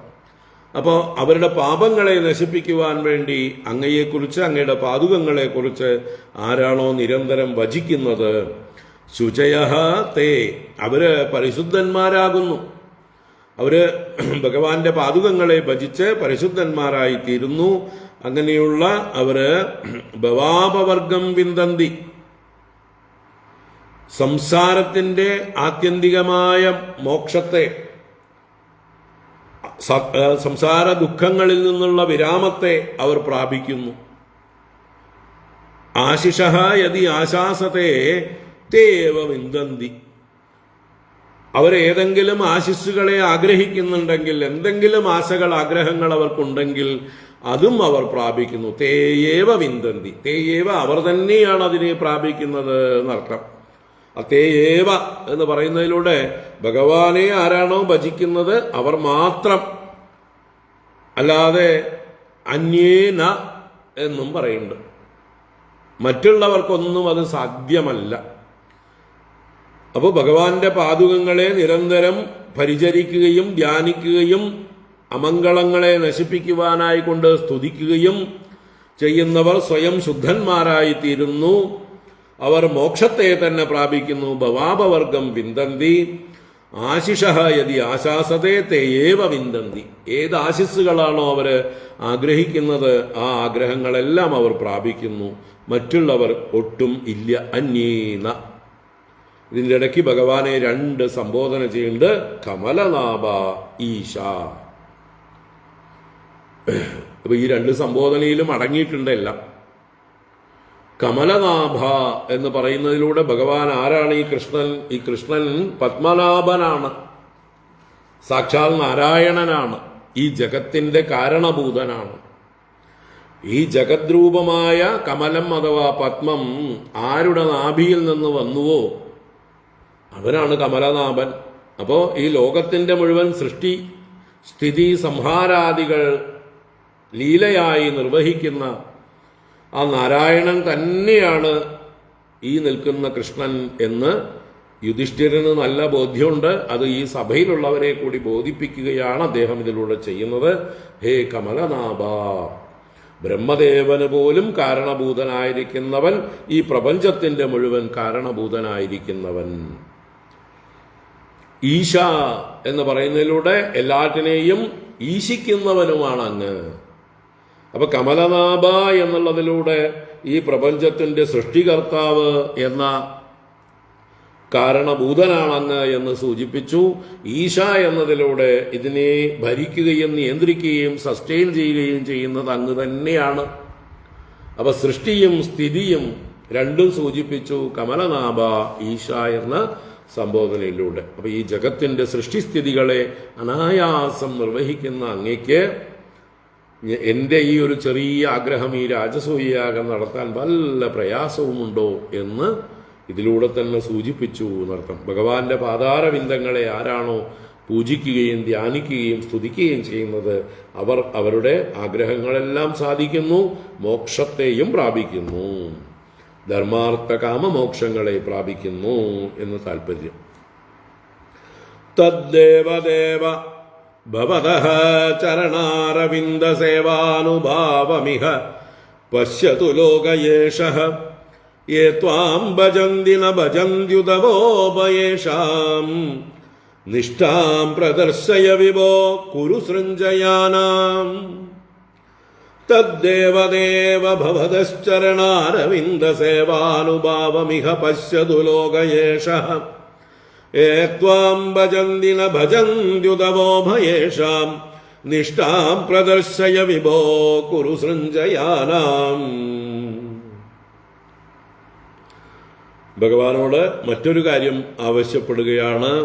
അല്ലയോ ദേവദേവ, ദേവന്മാർക്കും ദേവനായിരിക്കുന്നവനെ, ബ്രഹ്മ മഹേശ്വരൻ ഇന്ദ്രൻ മുതലായവർക്കും ഉപരിയായി അവരെയെല്ലാം പ്രകാശിപ്പിക്കുന്നവനെ, അവരെയെല്ലാം ഭരിക്കുന്നവനെ, ഹേ ദേവദേവ, അതുകൊണ്ട് ഭവതഃ ചരണാരവിന്ദ സേവാനുഭാവം ഇഹ ഏഷഃ ലോകഃ പശ്യതു. അങ്ങയുടെ പാതാരവിന്ദങ്ങളെ സേവിക്കുന്നതിന്റെ ഫലം എന്താണെന്ന് ഈ ലോകം കാണട്ടെ. ഒരു വലിയ പ്രഖ്യാപനമാണ്. ഭഗവാന്റെ പാതാരവിന്ദങ്ങളെ ആര് സേവിച്ചാൽ അവർക്ക് എന്താണ് ഫലം ലഭിക്കുന്നത് എന്ന് ഈ ലോകം കാണട്ടെ എന്നാണ് പറഞ്ഞത്. കാരണം അത് കണ്ടാലാണല്ലോ അവരതിനെ ഭജിക്കുക. അപ്പൊ ഈ ലോകത്തെ മുഴുവൻ അനുഗ്രഹിക്കാൻ അവരെല്ലാം ഭഗവാന്റെ പാതാരവിന്ദങ്ങളെ സേവിക്കുന്നവരായി തീരണം. അവർക്കെല്ലാം നന്മയുണ്ടാവണമെങ്കിൽ അവരെല്ലാം ഭഗവത് ഭക്തന്മാരായി തീരണം. അപ്പൊ അങ്ങനെയുള്ള വലിയൊരു ആശയം, ലോകമംഗളമാണ് ഇവിടെ യുധിഷ്ഠിരൻ പ്രാർത്ഥിക്കുന്നത്. എല്ലാവരും അങ്ങയുടെ പാദസേവയുടെ ഫലം എന്തെന്ന് കാണട്ടെ, അറിയട്ടെ. അല്ലേ, നമ്മള് ഈ പരസ്യങ്ങളൊക്കെ കാണാറുണ്ട് പലതിൻ്റെയും. അപ്പൊ അതിന് പരസ്യങ്ങളുടെ തെളിവായിട്ടാണ് മോഡലുകളെ അവർ അവതരിപ്പിക്കുന്നത്. ഇന്ന സോപ്പ് തേച്ച് കുളിച്ചത് കൊണ്ടാണ് ഞാൻ ഈ സുന്ദരിയായി തീർന്നത്, ഞാൻ വെളുത്തത്, അല്ലെങ്കിൽ ഇന്ന സാധനം ഉപയോഗിച്ചത് കൊണ്ടാണ് എനിക്കിപ്പോൾ ആരോഗ്യം കിട്ടിയിരിക്കുന്നത്, ഇതിനു മുമ്പ് ഞാൻ ഇങ്ങനെയായിരുന്നു, ഇതിനു മുമ്പ് ഇത് കഴിച്ചതിന് ശേഷം ഞാൻ ഇങ്ങനെയായി എന്നൊക്കെ പറഞ്ഞ് പല പരസ്യങ്ങളും കാണാറുണ്ട് നമ്മളല്ലേ. അപ്പോൾ ആ ഫലം കണ്ടാലേ നമുക്ക് വിശ്വാസമാവുള്ളൂ, നമ്മളും ആ ട്രാക്കിലേക്ക് പോകുള്ളൂ. ആ പ്രോഡക്റ്റ് എന്താണെങ്കിലും വാങ്ങിക്കാനും ഉപയോഗിക്കാനും നമ്മൾ തയ്യാറാവണമെങ്കിൽ നമുക്ക് അതിനൊരു മോഡൽ കാണണം, ഒരു സാമ്പിൾ കാണണം, ദൃഷ്ടാന്തമുണ്ടാവണം. ഇവിടെ യുധിഷ്ഠിരൻ ഭഗവാനോട് പറയണ, അങ്ങയെ സേവിച്ചാലുള്ള ഫലം എന്തെന്ന് ഈ ലോകം കാണട്ടെ. എന്തിനു വേണ്ടി? അവരെല്ലാം ഭഗവാനെ ഭജിക്കാൻ വേണ്ടി. അപ്പൊ യുധിഷ്ഠിരന്റെ സങ്കല്പം അതിഗംഭീരം. അതാണ് ഹേ ദേവദേവ ഭവതഃ ചരണാരവിന്ദ സേവാനുഭാവം. അങ്ങയുടെ ചരണാരവിന്ദത്തിന്റെ സേവയുടെ അനുഭാവം. അനുഭാവം എന്ന് പറഞ്ഞാൽ അതിന്റെ മാഹാത്മ്യം, അതിന്റെ മഹിമ. അത് ഇഹ ഏഷഃ ലോകഃ പശ്യതു. അത് ഇവിടെയുള്ള ലോകവാസികൾ എല്ലാവരും കാണട്ടെ എന്നാണ്. ത്വാം യേ ഭജന്തി ന ഭജന്തി വാ. ഇനി കുറെ ആളുകൾ അങ്ങയെ ഭജിക്കുന്നവരുണ്ട്, ചിലർ ഭജിക്കാതിരിക്കുന്നവരുണ്ട്. അതാണ് യേ ത്വാം ഭജന്തി. ആരങ്ങയെ ഭജിക്കുന്നുവോ, യേ ന ഭജന്തി, ആരാണോ ഭജിക്കാതിരിക്കുന്നത്, ഇവർ തമ്മിൽ ഉപയേഷാം നിഷ്ഠാം. ഉപയേഷാം, ഈ രണ്ടു കൂട്ടരുടെയും നിഷ്ഠ എന്ന് പറഞ്ഞാൽ ഗതി, അവരുടെ അവസ്ഥ, അവരുടെ ഇപ്പോഴത്തെ സ്ഥിതി എന്താണ് എന്ന് ഹേ വിഭോ കുരു സൃഞ്ജയാനാം പ്രദർശയ. അങ്ങ് ഈ കുരുക്കന്മാർക്കും സൃഞ്ജയന്മാർക്കും നല്ലതുപോലെ പ്രദർശിപ്പിച്ചാലും. യുധിഷ്ഠിരന് നല്ലോണം അറിയാം ഈ ദുര്യോധനാദി കുരുക്കൾക്കൊന്നും ഭഗവാനിൽ ഒട്ടും വിശ്വാസവും ഭക്തിയുമില്ല എന്ന്. അപ്പൊ തന്റെ സഹോദരങ്ങൾ 100 പേരും നേരെയാവാനുള്ള ഒരു പ്രാർത്ഥന കൂടിയാണ് ഇവിടെ, അല്ലേ? നല്ല ബുദ്ധി കൊടുക്കണേ എന്ന് പറഞ്ഞ് നമ്മൾ പ്രാർത്ഥിക്കാറുണ്ട്. എന്നതുപോലെ ഇവിടെ ദുര്യോധനാദി കുരുക്കൾക്ക് ഭഗവാന്റെ മഹിമയറിഞ്ഞ് ഭഗവാന്റെ പാദസേവയുടെ പ്രയോജനം ഇന്നതാണെന്ന് അറിഞ്ഞ് അവരെല്ലാം ആ വഴിക്ക് തിരിഞ്ഞാൽ അവരൊക്കെ നന്നാവും. ഭഗവത് ഭക്തി ഉണ്ടായാൽ മതി, അവൻ എത്ര പാപിയായാലും അവൻ നേരെയാവുമെന്ന് ഭഗവാൻ പ്രതിജ്ഞ ചെയ്തിട്ടുണ്ട്. അഭിചേത് സുദുരാചാരോ പാപേഭ്യ പാപകൃത്തമഃ ക്ഷിപ്രം ഭവതി ധർമാത്മാ ശശ്വത് ശാന്തിം നിഗച്ഛതി കൗന്ദേയ പ്രതിജാനീഹി നമേ ഭക്തഃ പ്രണശ്യതി. ഭഗവാൻ പ്രതിജ്ഞ ചെയ്തിട്ടുണ്ട്, എത്ര പാപികളിൽ വെച്ച് പാപിയായിക്കോട്ടെ, മഹാപാപം ചെയ്യുന്നവനായിക്കോട്ടെ, ആരാണോ എന്നിലേക്ക് തിരിയുന്നത് അവൻ ക്ഷിപ്രം ധർമാത്മാ ഭവതി, അവൻ ഉടനെ തന്നെ ധർമാത്മാവായി ഭവിക്കുന്നു, അവൻ ശാന്തിയെ പ്രാപിക്കുന്നു, അവൻ മോക്ഷത്തെ പ്രാപിക്കുന്നു. ശശ്വത് ശാന്തിം നിഗച്ഛതി. അതുകൊണ്ട് ഹേ കൗന്ദേയ, നീ ലോകത്തോട് പ്രതിജ്ഞ ചെയ്തോ, നമേ ഭക്തഃ പ്രണശ്യതി, എന്റെ ഭക്തനായി തീർന്നവൻ ഒരിക്കലും നശിക്കുകയില്ല. അപ്പൊ ഇതറിയാവുന്ന ആളാണ് യുധിഷ്ഠിരൻ. അതുകൊണ്ട് തന്നെ തന്റെ സഹോദരങ്ങൾ ഈ കൗരവന്മാരെല്ലാവരും രക്ഷപ്പെടാൻ വേണ്ടി ഭഗവത് ഭക്തി അവർക്കുണ്ടായാൽ ഈ ലോകത്തിന് ശാന്തിയും സമാധാനവും ഉണ്ടാകും, അല്ലേ? ഇന്ന് കൗരവസ്ഥാനത്ത് വേറെ ചിലരാണ് ഈ ലോകത്തിന് അശാന്തി ഉണ്ടാക്കിക്കൊണ്ടിരിക്കുന്നവർ. അപ്പൊ അവർക്കൊക്കെ ഭഗവാനിൽ ഭക്തി ഉണ്ടാവട്ടെ എന്ന് നമുക്ക് പ്രാർത്ഥിക്കാം. അപ്പോ ആരാണോ അങ്ങയെ ഭജിക്കുന്നത്, ആരങ്ങയെ ഭജിക്കുന്നില്ലയോ, രണ്ടുപേരുടെയും അവസ്ഥയിലുള്ള വ്യത്യാസത്തെ അങ്ങ് ഈ കൗരവന്മാർക്കും സൃഞ്ജയന്മാർക്കും കാണിച്ചു കൊടുത്താലും അങ്ങിൽ വിശ്വാസമില്ലാത്തതായിട്ടുള്ള ആളുകൾക്ക് വിശ്വാസം വരാനായിക്കൊണ്ട് അങ്ങ് ഈ എനിക്ക് രാജസൂയയാഗം നടത്തി ഉണ്ടാവുന്നതായിട്ടുള്ള ആ ഒരു യശസ്, ആ ഒരു മഹിമ, ആ ഒരു പുണ്യം, ഇതെല്ലാം അവർ കാണട്ടെ. അതിലൂടെ അങ്ങയുടെ മഹിമയാണ് ലോകം അറിയാൻ പോകുന്നത് എന്ന് വീണ്ടും പ്രാർത്ഥിച്ചതാണ്. തുടരുന്നു. ന ബ്രഹ്മണസ്വപരഭേദമതിസ്തവ സ്യാത് സർവാത്മനഃ സമദൃശസ്വസുഖാനുഭൂതേഃ സംസേവതാം സുരതരോരിവ തേ പ്രസാദഃ സേവാനുരൂപമുദയോ ന വിപര്യയോത്ര. ന ബ്രഹ്മണസ്വപരഭേദമതിസ്തവ സ്യാത് സർവാത്മനഃ സമദൃശസ്വസുഖാനുഭൂതേഃ സംസേവതാം സുരതരോരിവ തേ പ്രസാദഃ സേവാനുരൂപമുദയോ ന വിപര്യയോത്ര. അപ്പോ പാണ്ഡവന്മാർക്ക് വേണമെങ്കിൽ കൗരവന്മാരോട് അല്പം രാഗദ്വേഷങ്ങളൊക്കെ ഉണ്ടായിരിക്കാം. ഭഗവാന് അതുപോലെ ആരോടെങ്കിലും വിശേഷ വിഷമബുദ്ധിയുണ്ടോ? ആരെങ്കിലും പ്രത്യേകമായിട്ട് ഭഗവാൻ പക്ഷപാതപരമായിട്ട് പെരുമാറുന്നുണ്ടോ? ഒരിക്കലുമില്ല. ഭഗവാനെ സംബന്ധിച്ച് എല്ലാവരും സമന്മാരാണ്. എല്ലാവരിലും തന്നെ തന്നെയാണ് ഭഗവാൻ കാണുന്നത്. അതുകൊണ്ട് ഭഗവാന് ആരോടും വ്യത്യാസമില്ല. സ്വകീയം പരകീയം എന്നുള്ള ഭേദഭാവന ഭഗവാന് ഇല്ല. എങ്കിലും അങ്ങനെ ഭേദബുദ്ധിയൊന്നും ഇല്ലെങ്കിലും ആരാണോ ഭഗവാനെ സേവിക്കുന്നത് അവർക്ക് ഭഗവാന്റെ അനുഗ്രഹം വിശേഷമായിട്ട് ഉണ്ടാകും, അത് ഉറപ്പാണ്. അതിന് ദൃഷ്ടാന്ത സഹിതം പറയുകയാണ് ഇവിടെ. ബ്രഹ്മണഃ സർവാത്മനഃ സമദൃശഃ സ്വസുഖാനുഭൂതേഃ തവ സ്വപരഭേദമതിഃ ന സ്യാത്. തവ അങ്ങയ്ക്ക് സ്വപരഭേദമതിഃ, സ്വകീയം പരകീയം എന്നുള്ള ഭേദബുദ്ധി അങ്ങയ്ക്ക് ന സ്യാത്. ഇവരെല്ലാം എന്റേത്, ഇവൻ എന്റേതല്ല എന്ന് വേർതിരിക്കാനായിക്കൊണ്ട് ഭഗവാന് സാധ്യമല്ല. കാരണം അങ്ങനെ വേർതിരിച്ചാൽ ഭഗവാനിൽ നിന്ന് അന്യമായിട്ടുള്ള വസ്തുക്കൾ ഇവിടെ ഉണ്ടാവും. അപ്പൊ ദ്വൈതം സംഭവിക്കും. തന്നിൽ നിന്ന് അന്യമായിട്ട് ഇവിടെ എന്തെങ്കിലും ഉണ്ടായിട്ടുണ്ടോ? ഭഗവാനല്ലാതെ രണ്ടാമതൊരു വസ്തു ഇവിടെ ഉണ്ടോ? ഇല്ലല്ലോ. താൻ തന്നെയല്ലേ എല്ലാമായി തീർന്നിരിക്കുന്നത്. അപ്പൊ താൻ തന്നെ എല്ലാമായിരിക്കുന്ന അവസ്ഥയിൽ തനിക്ക് സ്വകീയം പരകീയം എന്നുള്ള ഭേദഭാവന ഉണ്ടാവില്ല. അങ്ങനെ ഉണ്ടെങ്കിൽ അജ്ഞാനം കൊണ്ടാണത്. ഭഗവാന് അജ്ഞാന ലേശം പോലുമില്ല. എങ്ങനെയാണോ നമ്മുടെ ശരീരത്തിൽ എല്ലാ അവയവങ്ങളോടും നമുക്ക് ഒരേ ഭാവം, ഏതെങ്കിലും ഒന്നിനോട് ഇത് സ്വകീയം ഇത് പരകീയം എന്ന് ഭേദഭാവന ഉണ്ടാവുമോ? അല്ലെങ്കിൽ എൻ്റെ ഇടത്തെ കയ്യ് പരകീയം വലത്തെ കയ്യ് സ്വകീയം എന്ന് ഏതെങ്കിലും വിഡ്ഢികൾ പോലും പറയില്ല. അപ്പൊ ഈ വിശ്വം ഭഗവാന്റെ ശരീരമാണ്. ഈ വിശ്വശരീരത്തിൽ ഭഗവാന് സ്വകീയം പരകീയം എന്ന് വേർതിരിക്കാനായിക്കൊണ്ട് ഒന്നുമില്ല. എല്ലാറ്റിലും താൻ തന്നെ വ്യാപിച്ചിരിക്കുന്നു, താൻ തന്നെ നിറഞ്ഞിരിക്കുന്നു, താൻ തന്നെയാണ് എല്ലാമായിരിക്കുന്നത്.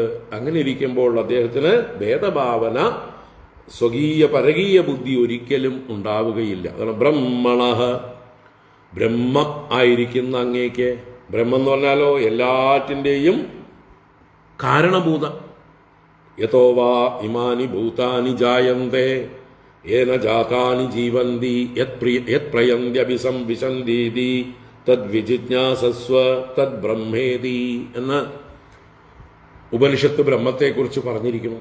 അപ്പൊ ഈ കാണുന്ന സർവചരാചരങ്ങളും ഏതൊന്നിൽ നിന്നുണ്ടായി വരുന്നുവോ, ഏതൊന്നിൽ നിലനിൽക്കുന്നുവോ, ഏതൊന്നിൽ ചെന്നു ചേരുന്നുവോ,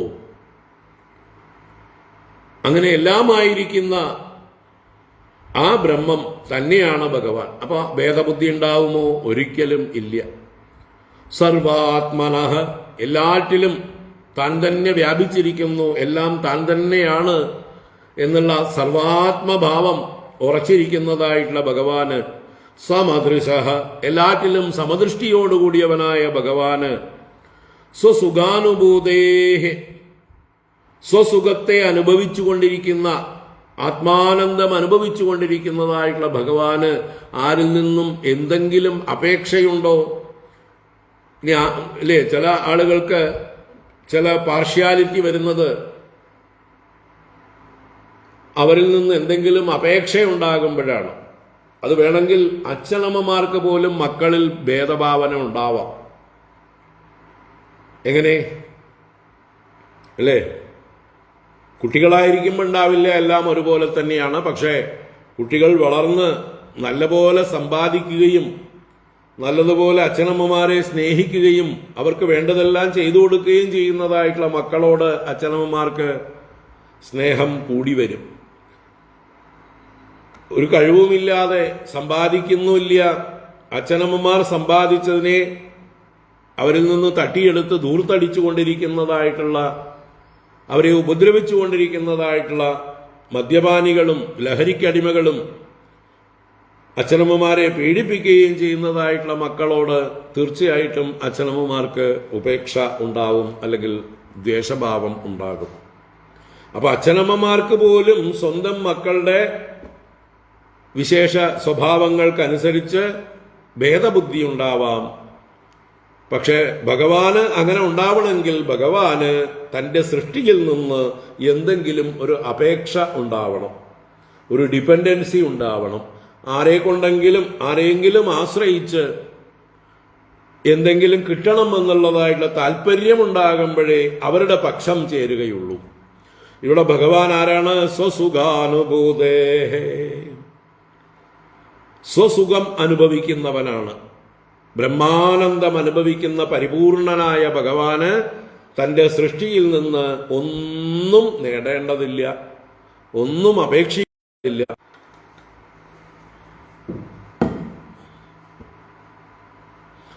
ആരുടെ ഒരു സഹായവും ഭഗവാന് ആവശ്യമില്ല.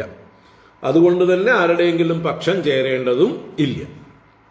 അപ്പൊ നോക്കൂ, അതിമനോഹരങ്ങളായിട്ടുള്ള 4 വിശേഷണങ്ങളാണ് ഇവിടെ ഭഗവാനെ കുറിച്ച് പറഞ്ഞത്. ബ്രഹ്മണഃ, സർവാത്മനഃ, സമദൃശഃ, സ്വസുഖാനുഭൂതേ തവ. എത്ര പെർഫെക്റ്റ് ആയിട്ടാണ് ഓരോ വിശേഷണങ്ങൾ ഫിറ്റ് ചെയ്തിരിക്കുന്നത് നോക്കൂ. ഒരു തരത്തിലും ഭഗവാന് ഭേദബുദ്ധി ഉണ്ടാവാനേ വഴിയില്ല. അതാണ് സ്വപരഭേദമതി നസ്യാത്, സ്വകീയം പരകീയം എന്നുള്ള ഭേദബുദ്ധി ഉണ്ടാവുകയില്ല. തഥാപി, എന്നാലും അപ്രകാരമൊക്കെ ആണെങ്കിലും തേ പ്രസാദ സുരതരോഹോ ഇവ, തേ പ്രസാദ അങ്ങയുടെ പ്രസാദം, അങ്ങയുടെ അനുഗ്രഹം, സുരതരോഹോ ഇവ സുരതരുവിനെ പോലെയാണ്. സുരതരു ദേവലോകത്തിലുള്ള കൽപ്പവൃക്ഷം. അപ്പൊ കൽപ്പവൃക്ഷം എങ്ങനെയാണ്? എവിടെയെങ്കിലും ഇരുന്ന് കൽപ്പവൃക്ഷത്തോട് പ്രാർത്ഥിച്ചാൽ പ്രയോജനമൊന്നുമില്ല. കൽപ്പവൃക്ഷത്തിൽ നിന്ന് എന്തെങ്കിലും ലഭിക്കണമെങ്കിൽ അതിന്റെ സമീപം ചെല്ലണം. അതിന്റെ സമീപം ചെന്ന് നമ്മൾ എന്ത് കൽപ്പിക്കുന്നുവോ പ്രാർത്ഥിക്കുന്നുവോ അത് ആര് ചെന്ന് അതിനെ ഉപാസിച്ചാലും ആ സുരതരു അവർക്ക് വേണ്ടതെല്ലാം കൊടുക്കും. ആരാണോ ചെല്ലുന്നത്, ആരാണോ പ്രാർത്ഥിക്കുന്നത്, അവർക്ക് സുരതരു ഭേദഭാവനയില്ലാതെ കൊടുക്കും. എന്നാൽ ദൂരെ നിന്ന് പ്രാർത്ഥിക്കുന്നവർക്ക് കിട്ടുകയില്ല.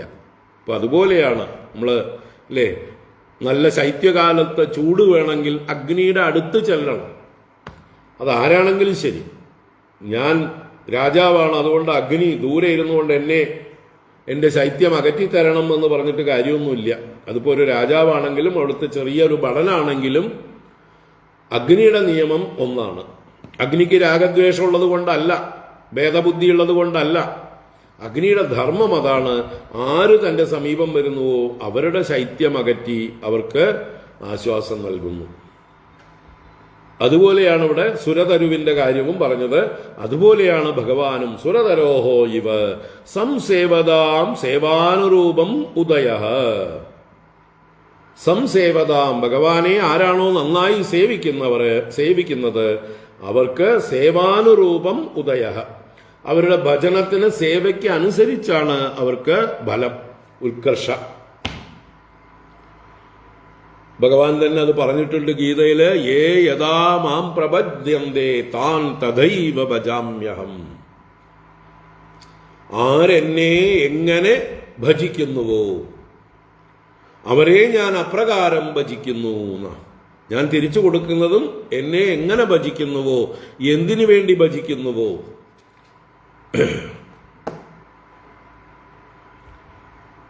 അവരെ ഞാൻ അപ്രകാരം തിരിച്ചും സേവിക്കുന്നു. ഇതാണ് ഇവിടെയും പറഞ്ഞതായിട്ടുള്ള നിയമം. സംസേവതാം സേവാനുരൂപം ഉദയ അത്ര വിപര്യയ ന. ഈ വിഷയത്തില് വിപരീതമില്ല. ഇതിന് യാതൊരു സംശയവും വേണ്ട, ഇതിന് മാറ്റമില്ല. ഇതാണ് ഭഗവാന്റെ നിയമം. ഭഗവാന് സ്വകീയൻ എന്നോ പരകീയൻ എന്നോ ഉള്ളതായിട്ടുള്ള ബുദ്ധിയൊന്നുമില്ല. എല്ലാവരിലും സമദൃഷ്ടിയാണ്. പക്ഷെ ആര് തന്നെ സേവിക്കുന്നുവോ അവർക്കുള്ളതാണ് ഫലം, കൽപ്പവൃക്ഷത്തെ പോലെ, അഗ്നിയെ പോലെ. ഇനി അവരെന്തിനു വേണ്ടി പ്രാർത്ഥിക്കുന്നുവോ അത് മാത്രമേ ഭഗവാൻ കൊടുക്കുകയുള്ളൂ. പ്രാർത്ഥിക്കാത്തതൊന്നും കൊടുക്കുകയില്ല. കാരണം പ്രാർത്ഥിക്കാത്തത് കൊടുത്ത് ഒരു വിലയുമില്ലാതെ അവരതിനെ ദുരുപയോഗം ചെയ്യും. അപ്പൊ ഭഗവാൻ അറിഞ്ഞേ കൊടുക്കുകയുള്ളൂ. ഒരാൾക്ക് എന്ത് കൊടുത്താൽ പ്രയോജനം ഉണ്ടാവും അത് മാത്രമേ കൊടുക്കുള്ളൂ. അത് അവൻ പ്രാർത്ഥിക്കുകയും വേണം. അതുകൊണ്ടാണ് നമ്മുടെ പൂജാദികളിലൊക്കെ നമ്മൾ സങ്കല്പം ചെയ്യുന്നത്. എന്തിനു വേണ്ടിയാണ് ഞാൻ ഈ പൂജ ചെയ്യുന്നത് എന്ന് സങ്കല്പം പറഞ്ഞു വേണം പൂജ ചെയ്യാൻ. ഇനി ഒന്നും വേണ്ടാത്തവരോ ചിത്തശുദ്ധി സങ്കല്പിച്ചുകൊണ്ട് പൂജിക്കാം. അപ്പോ എന്ത് സങ്കല്പിച്ചുവോ അതാണ് ഫലം ലഭിക്കുക. അല്ലേ? സൂര്യഭഗവാനും അങ്ങനെ തന്നെയാണ്. തന്റെ പ്രകാശം ആർക്ക് വേണോ അവർ വെളിച്ചത്തിലേക്ക് വരണം. വീട് വിട്ട് വാതിൽ തുറന്ന് പുറത്തേക്ക് ഇറങ്ങിയാൽ സൂര്യന്റെ അനുഗ്രഹം അവർക്കെല്ലാം ലഭിക്കും. വീടിനകത്തിരുന്ന് വാതിലും ജനലും എല്ലാം അടച്ച് ഉള്ളിൽ തന്നെ ഇരുന്ന് സൂര്യൻ എന്നെ അനുഗ്രഹിക്കുന്നില്ല എന്ന് പറയുന്നവൻ വിഡ്ഢിയാണ്. ഇത് തന്നെയാണ് ഭഗവാന്റെ അനുഗ്രഹത്തിന്റെ തത്വം. ഇത് പറഞ്ഞ് അങ്ങനെ 3 ശ്ലോകങ്ങളെ കൊണ്ട് ഭഗവാന്റെ മഹാത്മ്യത്തെ പ്രശംസിച്ച് അങ്ങയുടെ മഹിമ ലോകം അറിയട്ടെ എന്നുള്ളതാണ് സങ്കല്പം. ഇപ്പോ നോക്കൂ, യുധിഷ്ഠിരന്റെ അഹങ്കാരമില്ല. ഞാൻ രാജസൂയ യാഗം ചെയ്തു എന്ന് ലോകം അറിയട്ടെ. എനിക്കതിൻ്റെ ക്രെഡിറ്റ് എല്ലാം കിട്ടട്ടെ എന്നല്ല യുധിഷ്ഠിരൻ സങ്കല്പിച്ചത്. നിമിത്തമാത്രം.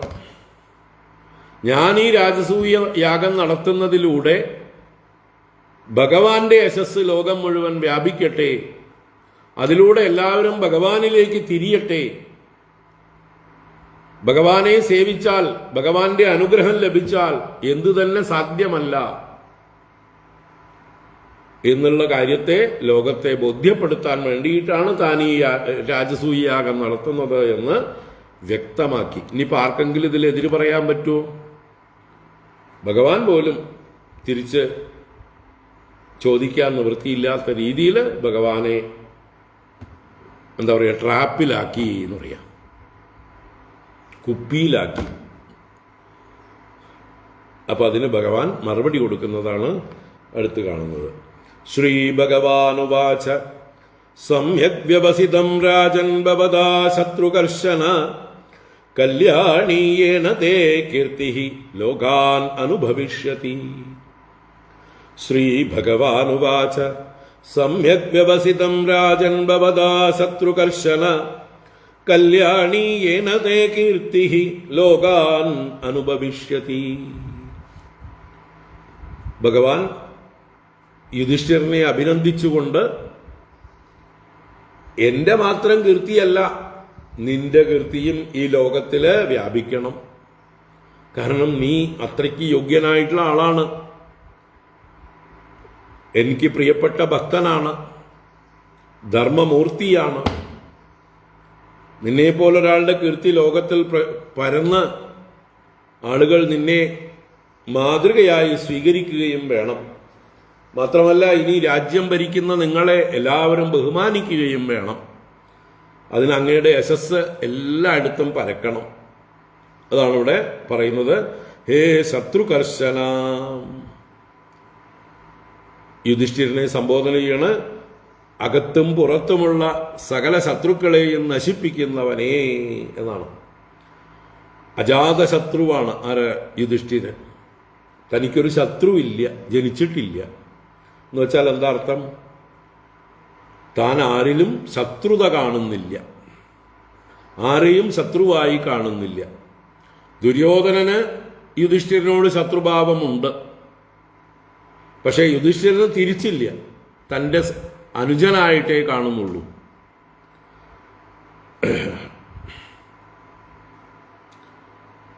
ആ അനുജന്റെ കൊള്ളരുതാത്ത പ്രവൃത്തികളെയാണ് യുധിഷ്ഠിരൻ എതിർക്കുന്നത്, അല്ലാതെ അനുജനെ സ്നേഹത്തിനൊട്ടും കുറവില്ല.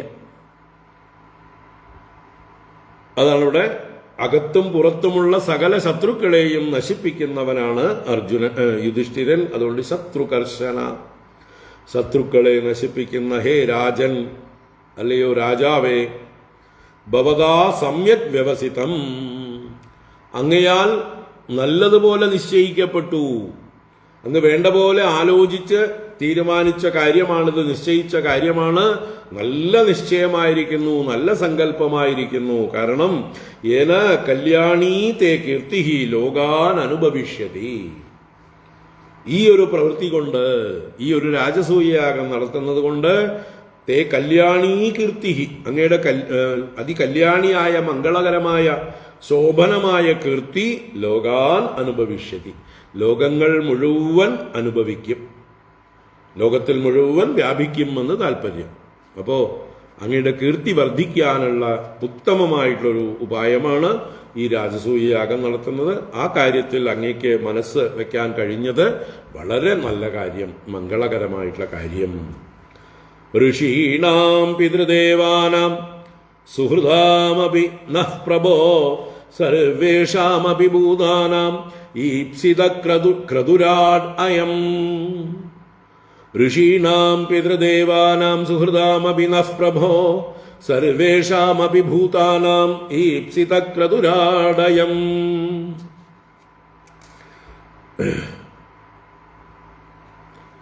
അല്ലയോ പ്രഭോ എന്ന് സംബോധനയുണ്ട്.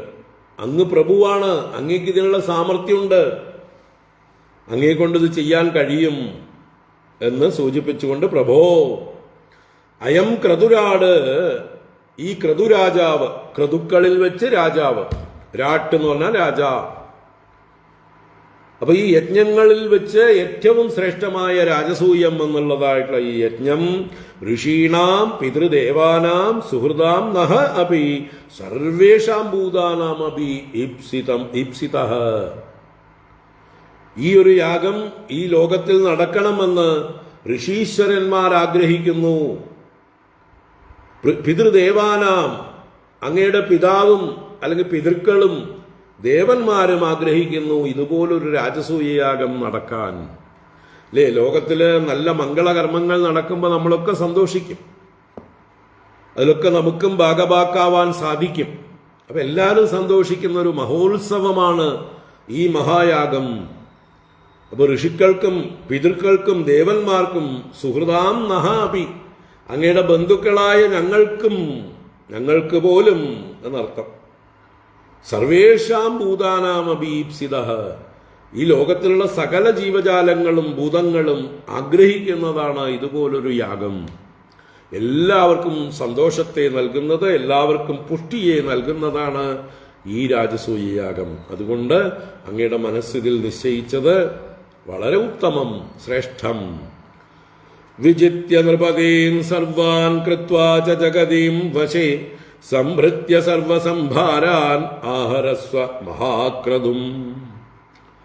വിജിത്യ നൃപതീൻ സർവാൻ കൃത്വാ ച ജഗതീം വശേ സംഭൃത്യ സർവസംഭാരാൻ ആഹരസ്വ മഹാക്രതും. അപ്പോ ഇനി പിന്നോട്ടില്ല. നല്ല നിശ്ചയം എന്ന് പ്രോത്സാഹിപ്പിച്ചിട്ട് എന്താണ് ചെയ്യേണ്ടത് എന്ന് ഉപദേശിക്കുകയാണ്. സർവാൻ നൃപതീൻ വിജിത്യ, ഈ ലോകത്തുള്ള സകല രാജാക്കന്മാരെയും ജയിച്ച്, വെച്ചാൽ ദിഗ്വിജയം നടത്തിയിട്ട് എല്ലാ രാജാക്കന്മാരെയും അങ്ങയുടെ വിധേയന്മാരാക്കി സാമന്തന്മാരാക്കി ചെയ്തിട്ട് ഈ ലോകം അങ്ങയുടെ കീഴിലാവണം, അങ്ങേ പോലൊരു മഹാത്മാവായിരിക്കണം ഈ ലോകത്തിന്റെ ചക്രവർത്തി. അതാണ് സർവാൻ നൃപതീം വിജിത്യ ജഗതീം വശേ കൃത്വ, ഈ ജഗത്തിനെ തന്നെ ലോകത്തെ തന്നെ അങ്ങയുടെ വശത്താക്കി ചെയ്തിട്ട് സ്വാധീനമാക്കിയിട്ട് സർവസംഭാരാൻ സംഭൃത്യ, ആവശ്യമായ യജ്ഞത്തിന് ആവശ്യമായ സംഭാരങ്ങളെയെല്ലാം സംഭരിച്ചിട്ട് മഹാക്രതും ആഹരസ്വ, ഈ മഹായാഗത്തെ അങ്ങ് വേണ്ടതുപോലെ അനുഷ്ഠിച്ചാലും, ഈ രാജസൂയം എന്നതായിട്ടുള്ള മഹായാഗത്തെ അങ്ങ് വേണ്ടതുപോലെ അനുഷ്ഠിച്ചാലും. അപ്പൊ അതിന് ആദ്യം ചെയ്യേണ്ടത് ദിഗ്വിജയമാണ്. സർവ്വരാജാക്കന്മാരെയും അങ്ങ് ജയിക്കണം, എല്ലാവരും അങ്ങയുടെ സാമന്തന്മാരായി തീരണം, അങ്ങ് ലോകത്തില് സാർവഭൗമ ചക്രവർത്തിയാവണം, അനിഷേധ്യനായ രാജാവായിരിക്കണം, അങ്ങയുടെ ആജ്ഞ എല്ലാവരും അനുസരിക്കുന്നതായി തീരണം. അത് കഴിഞ്ഞാൽ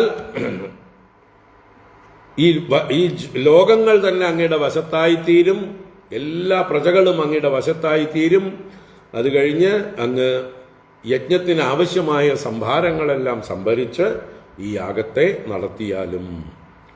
ഏതേതേ ഭ്രാതരോ രാജൻ ലോകപാലാംശ സംഭവാഃ ജിതോസ്മി ആത്മവദാതേഹം ദുർജയോ യോ അകൃതാത്മഭിഃ.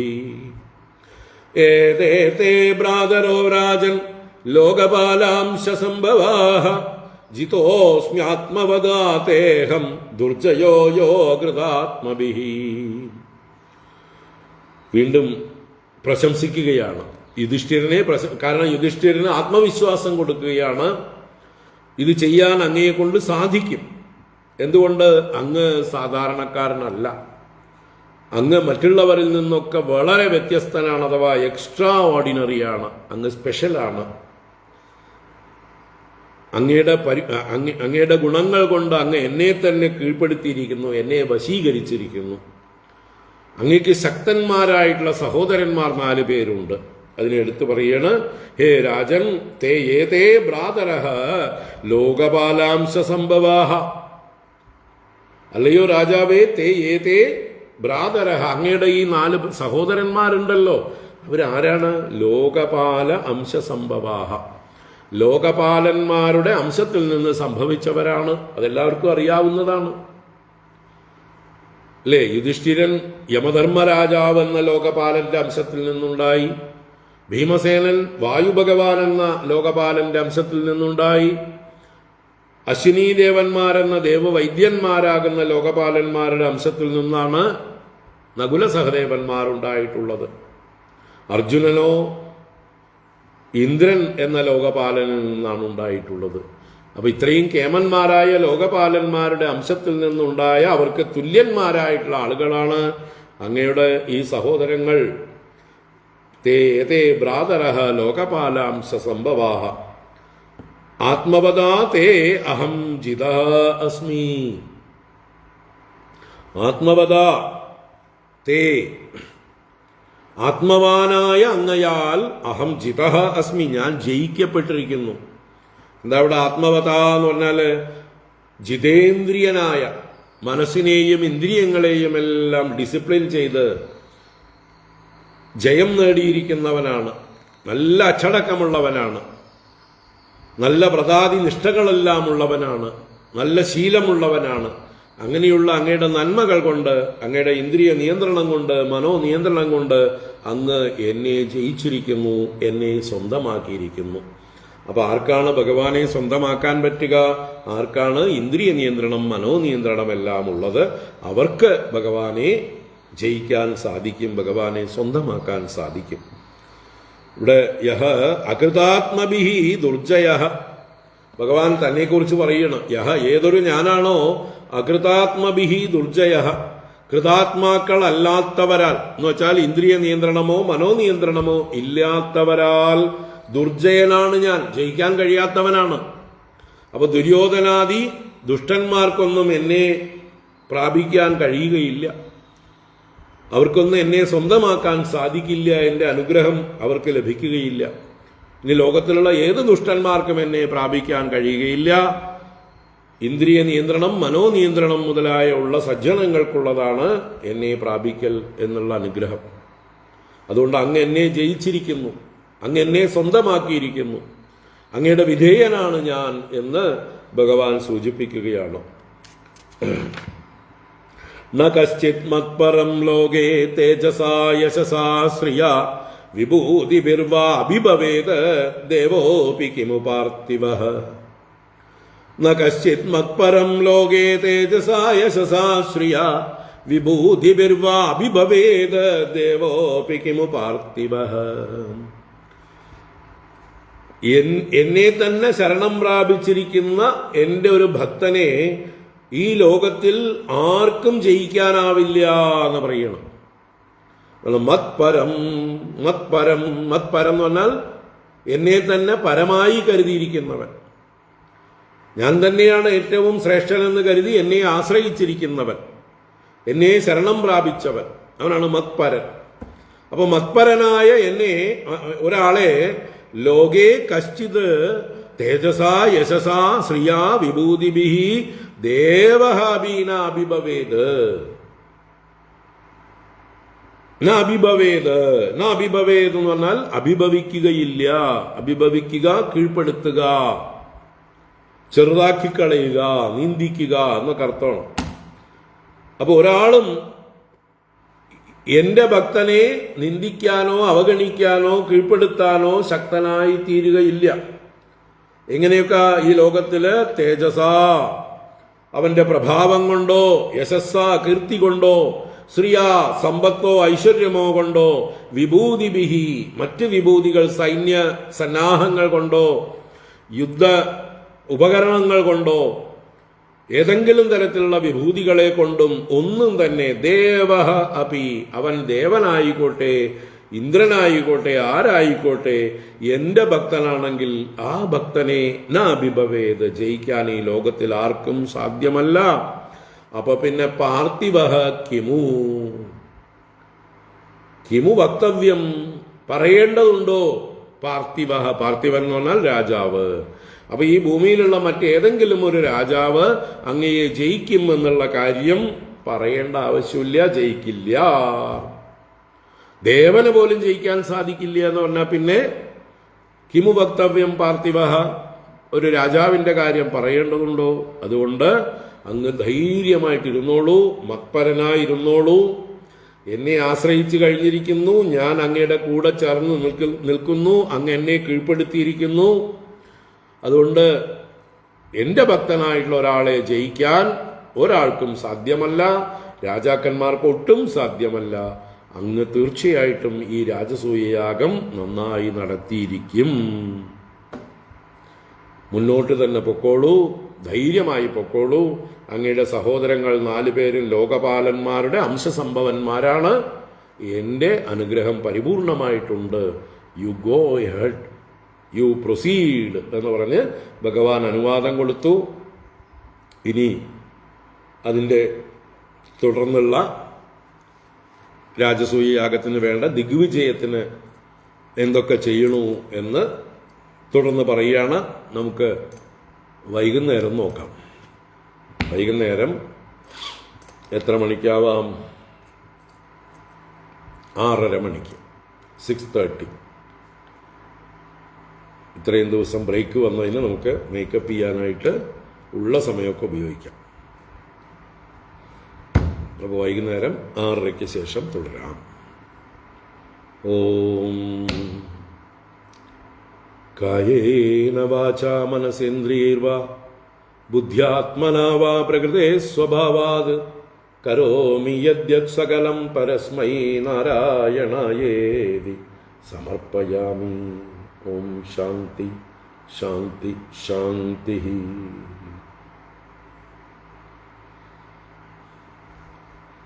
ഹരി ഓം. വൈകുന്നേരം എല്ലാവരും റെഡിയായി വന്നോളൂ.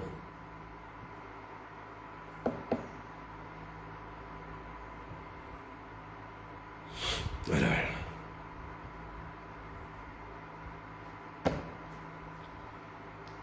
ഹരി ഓം.